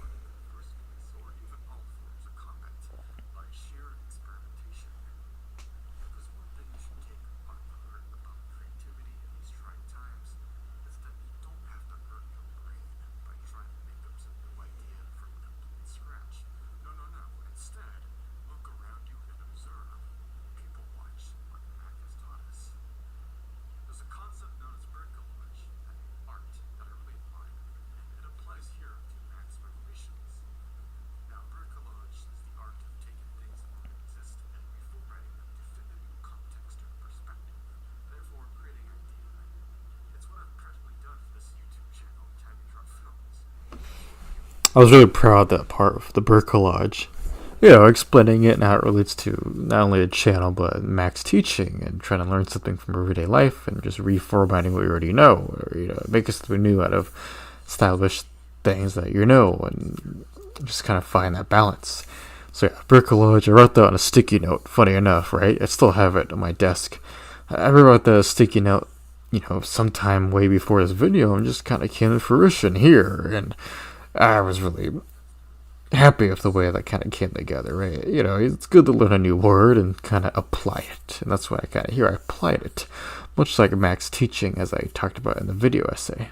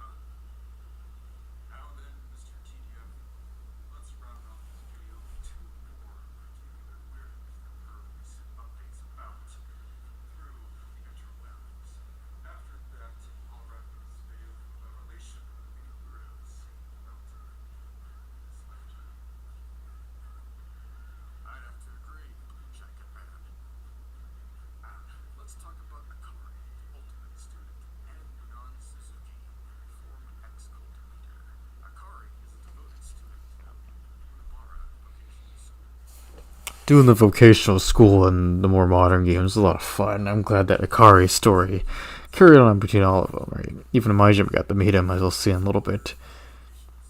But I think, his relationship, Akari's, bond of Ichiban is just so much fun. Like, they're a lot of fun. That's why I like the more mundane stuff in Yakuza.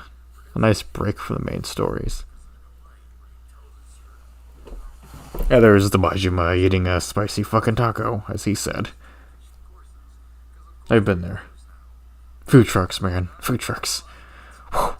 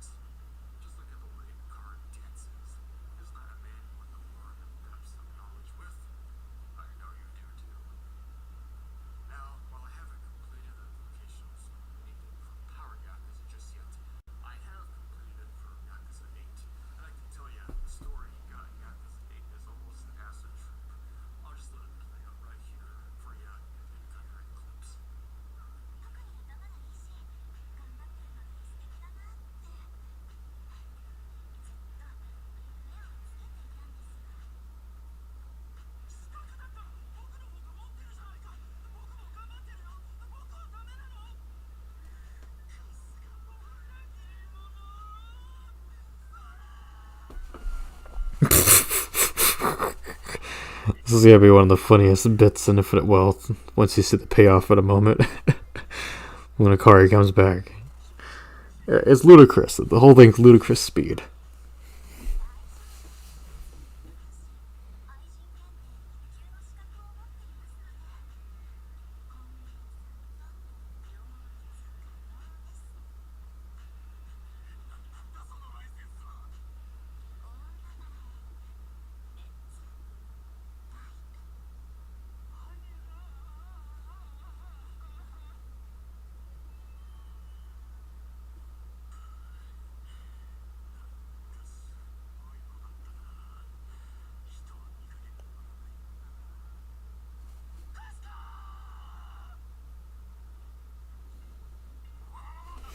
There it is. He's American now.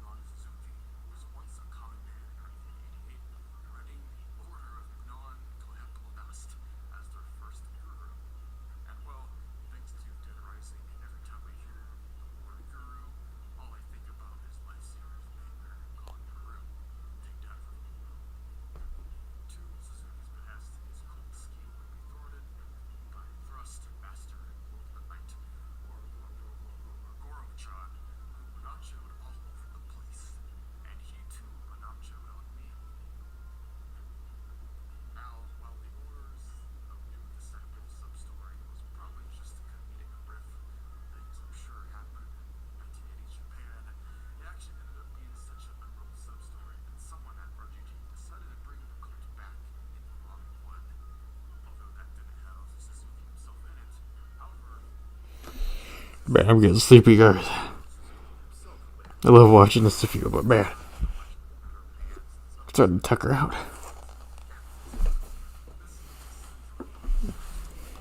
Long day. Sorry, we'll keep going. We'll keep going. So if you don't hear me murmuring an utter word and I'm just big schnozzing, you know. I'm just exhausted, man. But this commentary is a lot of fun. I should do more stuff like this often. More often doing live streams. If you want me to do live streams more, let me know in the comments below.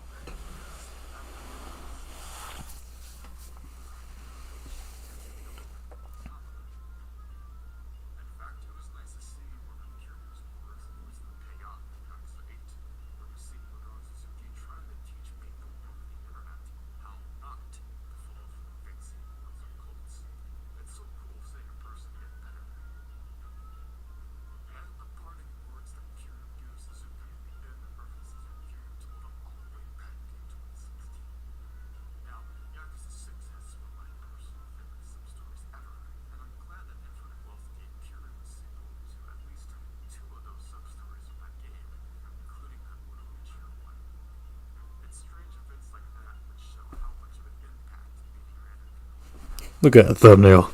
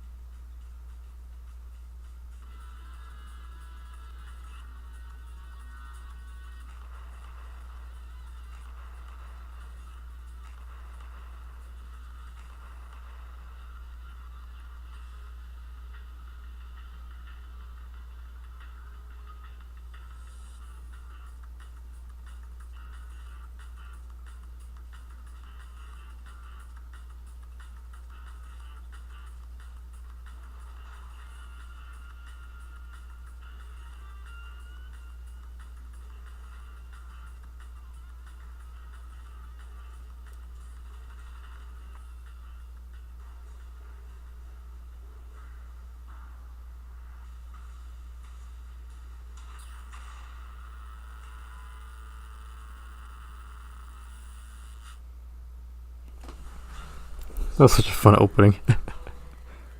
He's deeper in the labyrinth of Mr. TDF's, labyrinth. There he is, making his big physical return since episode 2. I had a lot of fun at this part.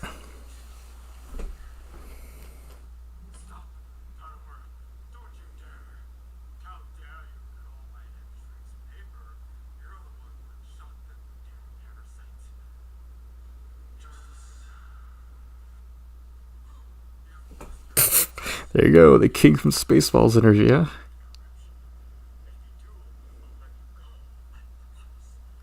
There he goes, the business proposition of Tanimura.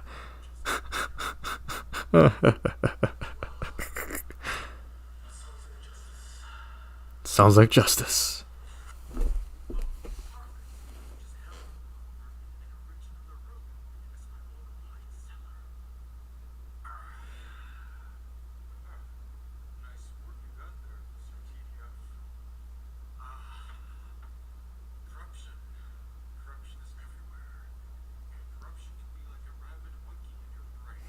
See, I want to talk about corruption for the last time more. I feel like it was a good way to wrap up the series and bring up some more characters that he met during, well, Yakuza 4.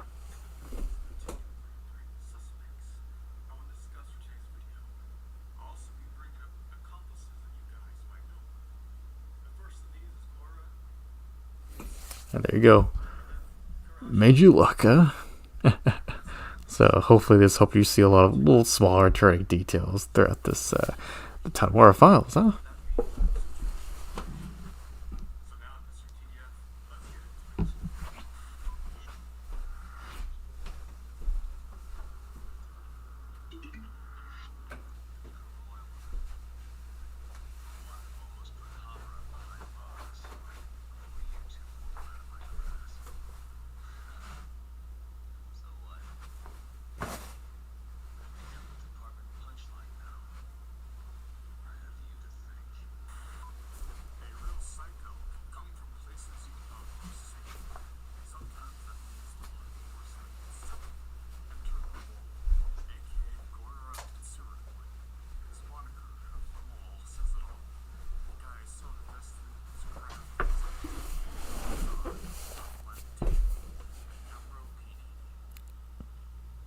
This is another one where I was really happy as the series comes to its finale.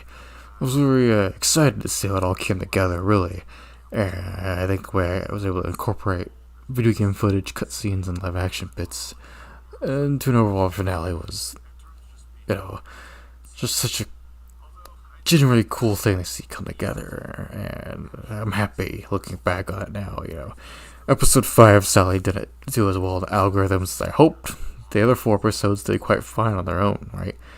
Nothing hit the numbers of the first episode, but I was a little disarray at episode 5, the big finale.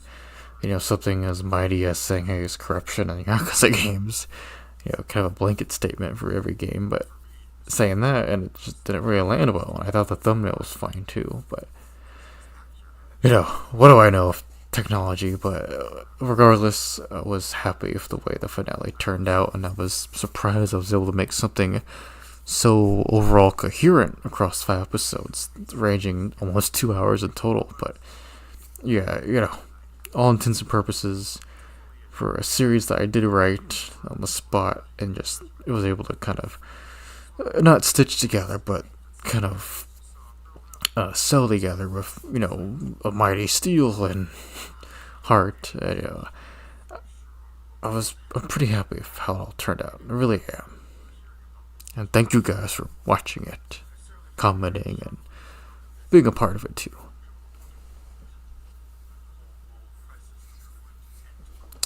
On the left right here is some traditional Thai pants that you might see at a wedding. This is all some cultural clothes I got to be part of a fashion show the year before. I got to be on stage and everything just for a little bit. Just a small thing, really. But this and the t-shirt that Mr. TDF is wearing when we go back to him, this is all part of one set. If you can see my arrow, one set of traditional Thai clothing.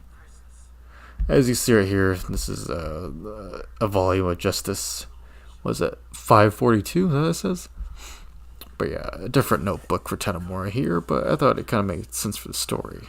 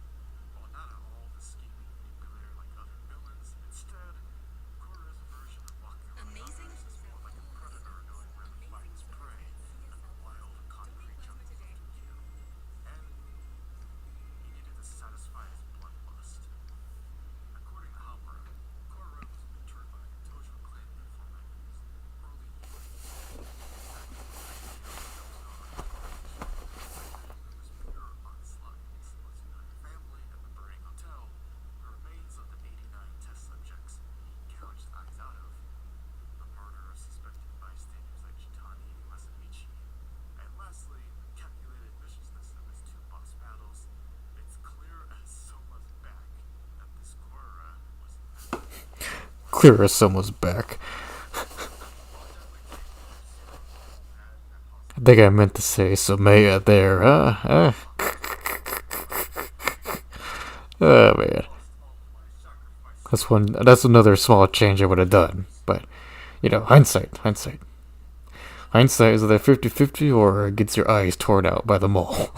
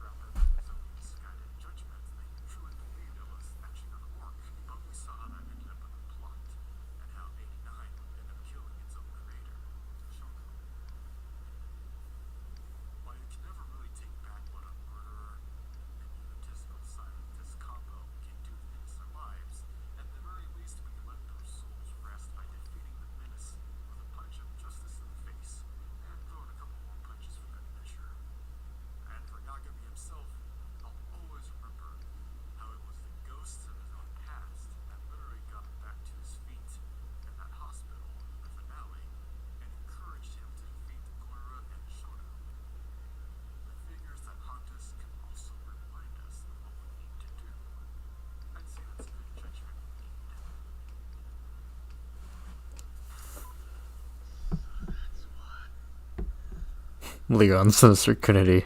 If you know, you know. In English, the mole's voiced by Matt Mercer. Legendary voice actor for Leon, Resident Evil. And speaking of Resident Evil, oh, look at that tiger drop. Beautiful thing. Work of art. Speaking of Resident Evil, I have a new video out about what I would rather Capcom do for their franchise. I have a new toy line about Resident Evil's bioweapon monsters. You could check it out right now. It's the thumbnail that has, well, the title just said, and has a Christmas kind of theme to it, but there we go. Tanimura reading from the book, and also a way for me to kind of, I'll be honest, I was reading from his script right here. I had my smartphone right here. There you go, a little funny behind the scenes thing. I had my smartphone right there. I thought, why not, right? Beefier episode, I needed to kind of really zero in on all the long-winded lines I had for Tanimura. Go big or go home. But yeah, earlier for Mr. TDF was saying when talking about the mole and Yagami and all the characters finding ghosts. I thought I was really proud of that line, that batch of lines, those paragraphs. I don't know, there's one thing about this series and my video essays. I do walk away pretty satisfied with what I do right, and what I do right is what I think is at least unique, and not just commentary, but just wanting to really write something that I think was not quite wanting to go profound, but more so just a nice analysis of these characters of a series that is dear to my heart. Oh, Kurahashi. I might be the only guy who's talked about Kurahashi on YouTube. Nonetheless, he is an interesting character, and one that is, I will say, despite Yakuza 2 as a whole being one of my favorites, story-wise especially, he is one, Kurahashi is one that I do forget about. But it's crazy how many cop characters were in Yakuza 2. But, Kurahashi is one that got changed with a recasting slightly. Still the same design, just different face, but, he was a G1 Mafia guy, but, yeah. It is interesting. I will say Yakuza 2 is one that I feel like the boss fights, besides Ryuji, of course, and Shindo, and Hayashi, and the tigers you fight. I feel like there's a lot of fights in that game that are kind of overlooked, Kurahashi being one of them. And he has this interesting fight for the Millennium Tower, florist headquarters area. Just some food for thought.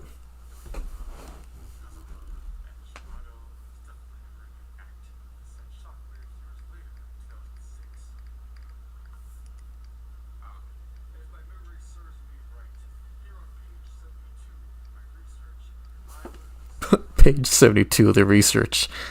Oh, man.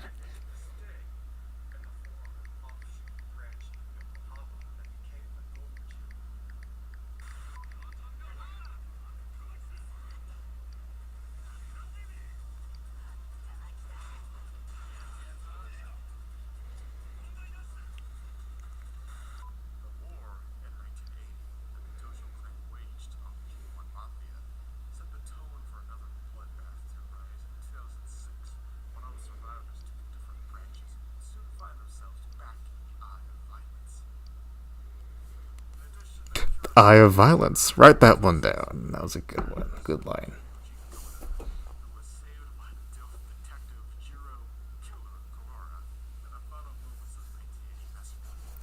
Man, just looking at this footage, from the original Yakuza 2 or Kiwami 2, or just it's very, same story, of course, but same story. But Yakuza 2 is such an interesting framework of structure of the franchise. Like, I do think Yakuza 2 is a standout story. Like, I love it for so many reasons. The same way I love Yakuza 3, 4, and 5, and everything onward.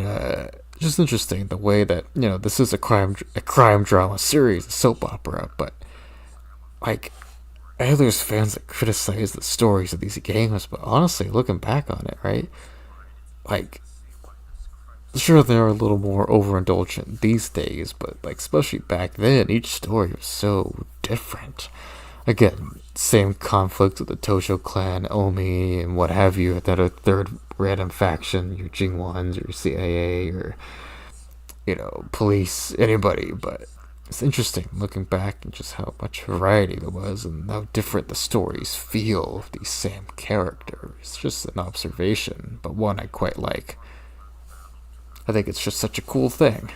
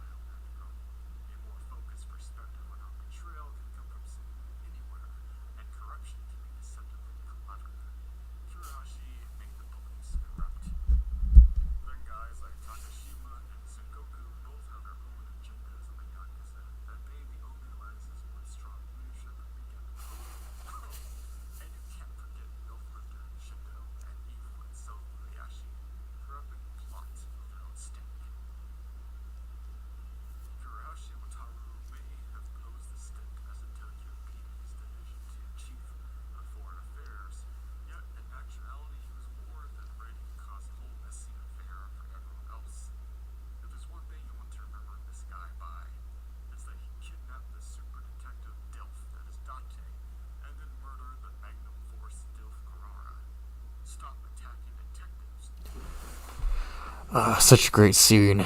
But yeah, the only 3 recast of Kiwami 2, well, okay, only 2 recast. It's Kurahashi and Takashima. The Kawara's voice actor returned. They just gave him a new updated look. But again, they all like the same outfits, so it's not as noticeable. Here we are. Tanimura's birth father, and the last character batch of Sugiyuchi and Munakata. I thought talking about those two just made sense and was a given, but culminating for the Tanimura files, why not? I had to go big for it. Yeah, Sugiyuchi is such another underrated character. I don't want to say underrated for everybody, but I mean, come on, so many characters that are more prolific in the franchise, but Sugiyuchi is such a memorable character, for me at least. And when it comes to embodying, all of Tanimura, talking about Sugiyuchi, it just made sense in the path of justice against corruption.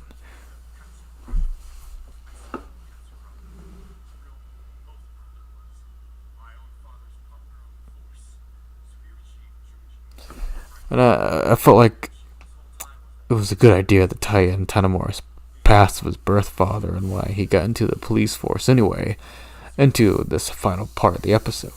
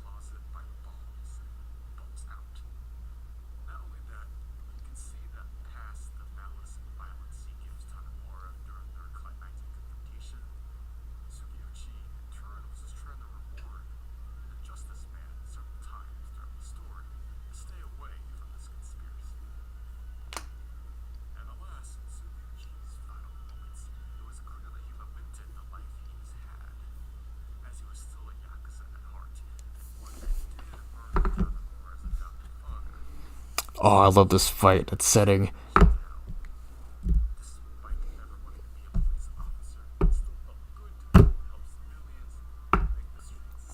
Tokyo docks are such a cool place in the series. I always think it's funny in hindsight that it appears in Yakuza 0. But yeah, this is such a great setting and dramatic moment. The music for Sugiuchi's fight and Tanimura trying to find the answers to his past that opened the door for the main crux of the story of the corruption that goes all the way up to Deputy Chief Munakata. You know, the boat fight is one thing, and maybe I could have joked about the boat fight in this. Maybe I do. I can't remember if I have time where I mentioned the boat fight, but there he is, topping Mr. TDF. Big dramatic guy, that Tanimura fella.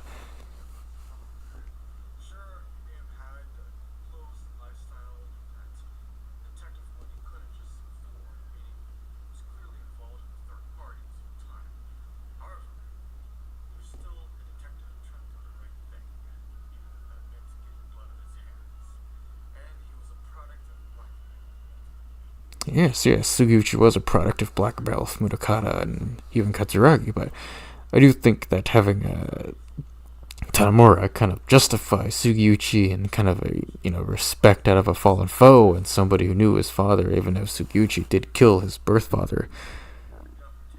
I thought it was important to have that for Tanimura as a character at this point, right? Especially since apparently he's supposed to be, oh, look at that, destroying Mr. TDF's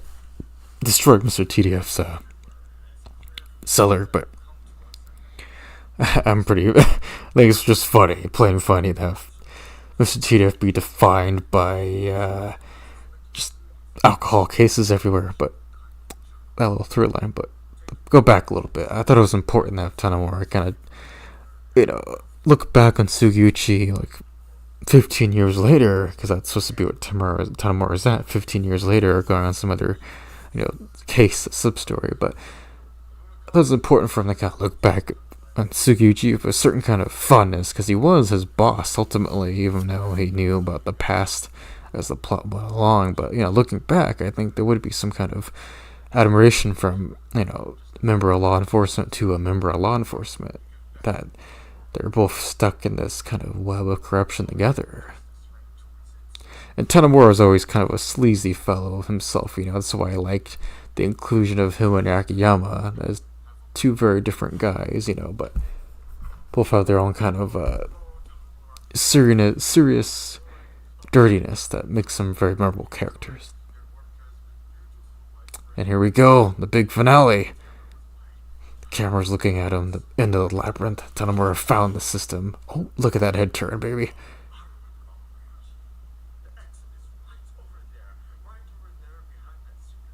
There's that schizophrenia. I kid. There we go. He's got the headpiece, and he's got, you won't believe it, what's a good way to neutralize alcohol? Coffee. You can find this at a lot of Asian markets, the Boss Coffee. The rainbow blend you can find in the games too. But I thought it was cool having a real Yakuza prop to kind of head off this series. And, it's just, why not? I thought it was poetry.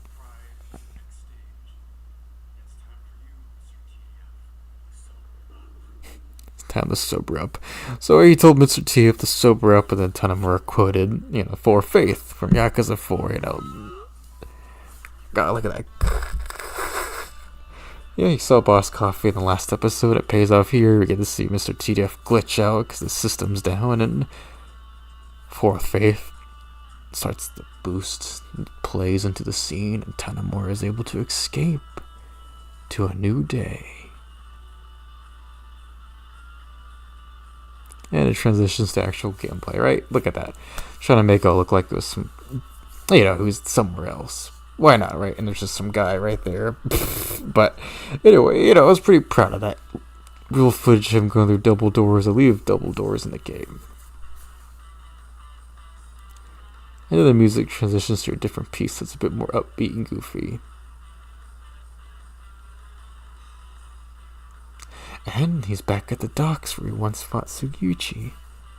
Before he heads to Little Asia, he's going to find out Little Asia's not there anymore, sadly, through the events of Yakuza 6 and onwards. But, he's about 10 years too late, but, I had to make do with whatever, fan fiction this was, but, hey, he's free. And maybe that's all we needed for this series. The Tanimura files.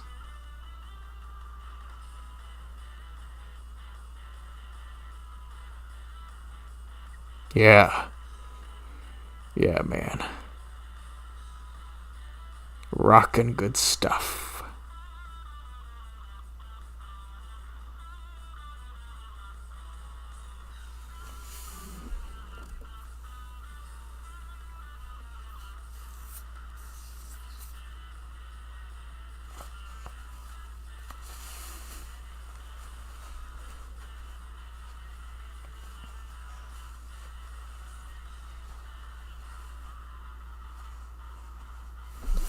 And so, my dear viewers, there lies the Tanimura files.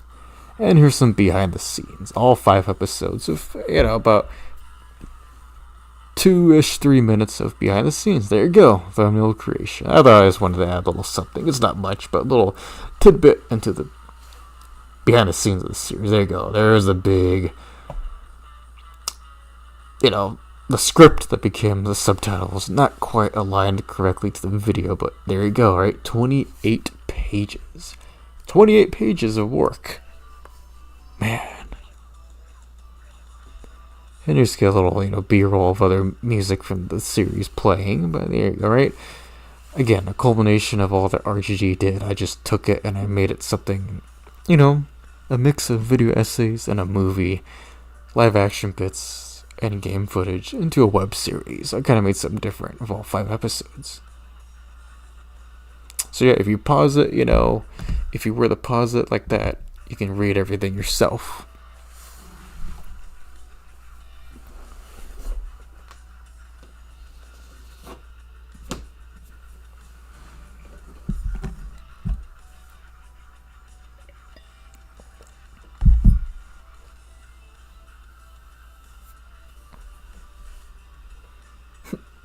Finn. And there's the actual subs that went to each video. Look at that, huh? There's one for Resident Evil and Ultraman up there, too. Yeah, look at that, right? 67,000 characters for the complete series. Words, letters, you name it. Man.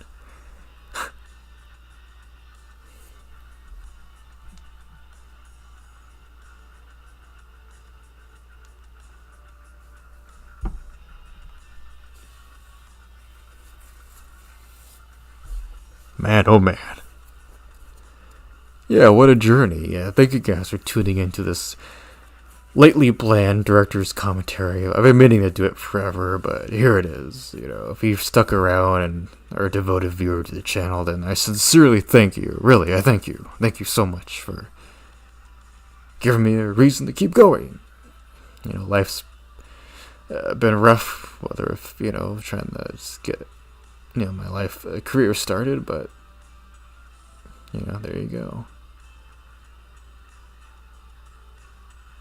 And there's the epilogue showing a bit out of the fourth wall, but why not? It's just behind the scenes. There is a Mr. TDF all disheveled and kind of naked, looking like a boss though.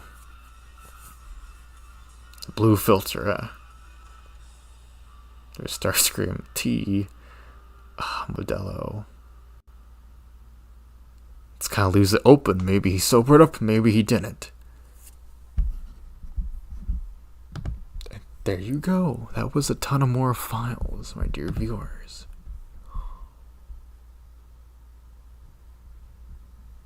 Official Gobster, if you're still there, thank you so much. How'd I reply?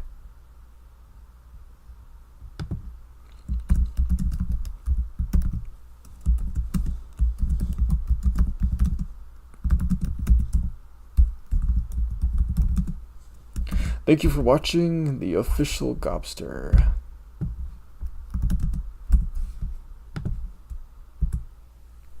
Thank you for watching so much. Oh.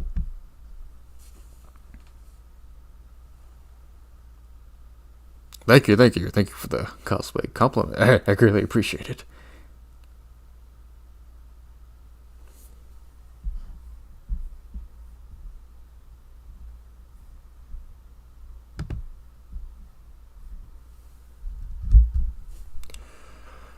There I am, right? Okay, there's the behind the scenes of the live stream. There's me in black and white, monochrome, orthochromatic, if you will. Yeah, there you go, right? Here's the mic I used, Snowball. All my craziness at my tea. In a world full of spinkles, or a world full of glaze, be the sprinkles. That's what it says in the right there. But there we go. Right. All right. That was my live stream director's commentary over the Tanimura files. If you're new or a returning viewer, either or, share with all your friends. Share with them the actual main Tanimura files. And if they like it, show them the director's commentary. I'll try to edit it as I post it back on YouTube, the commentary part. But again, happy 20th anniversary to the Like a Dragon Yakuza franchise, and happy 10 years to Yakuza 4. If you enjoyed my Tanimura cosplay, my weird web series, but get excited for my Shinada show that's coming out. I've already had the first episode and trailer out. I'm going to try and finish it up for this year. So yeah, I've done Tanimura, now I'm doing Shinada. But yeah, thank you guys so much for watching. I've been Mr. TDF. Check out all my other web series for Godzilla and Ultraman and all my other video essays. I'm sticking around because, this is what brings a good smile to my face. So thank you so much, and I'll see you in the next one.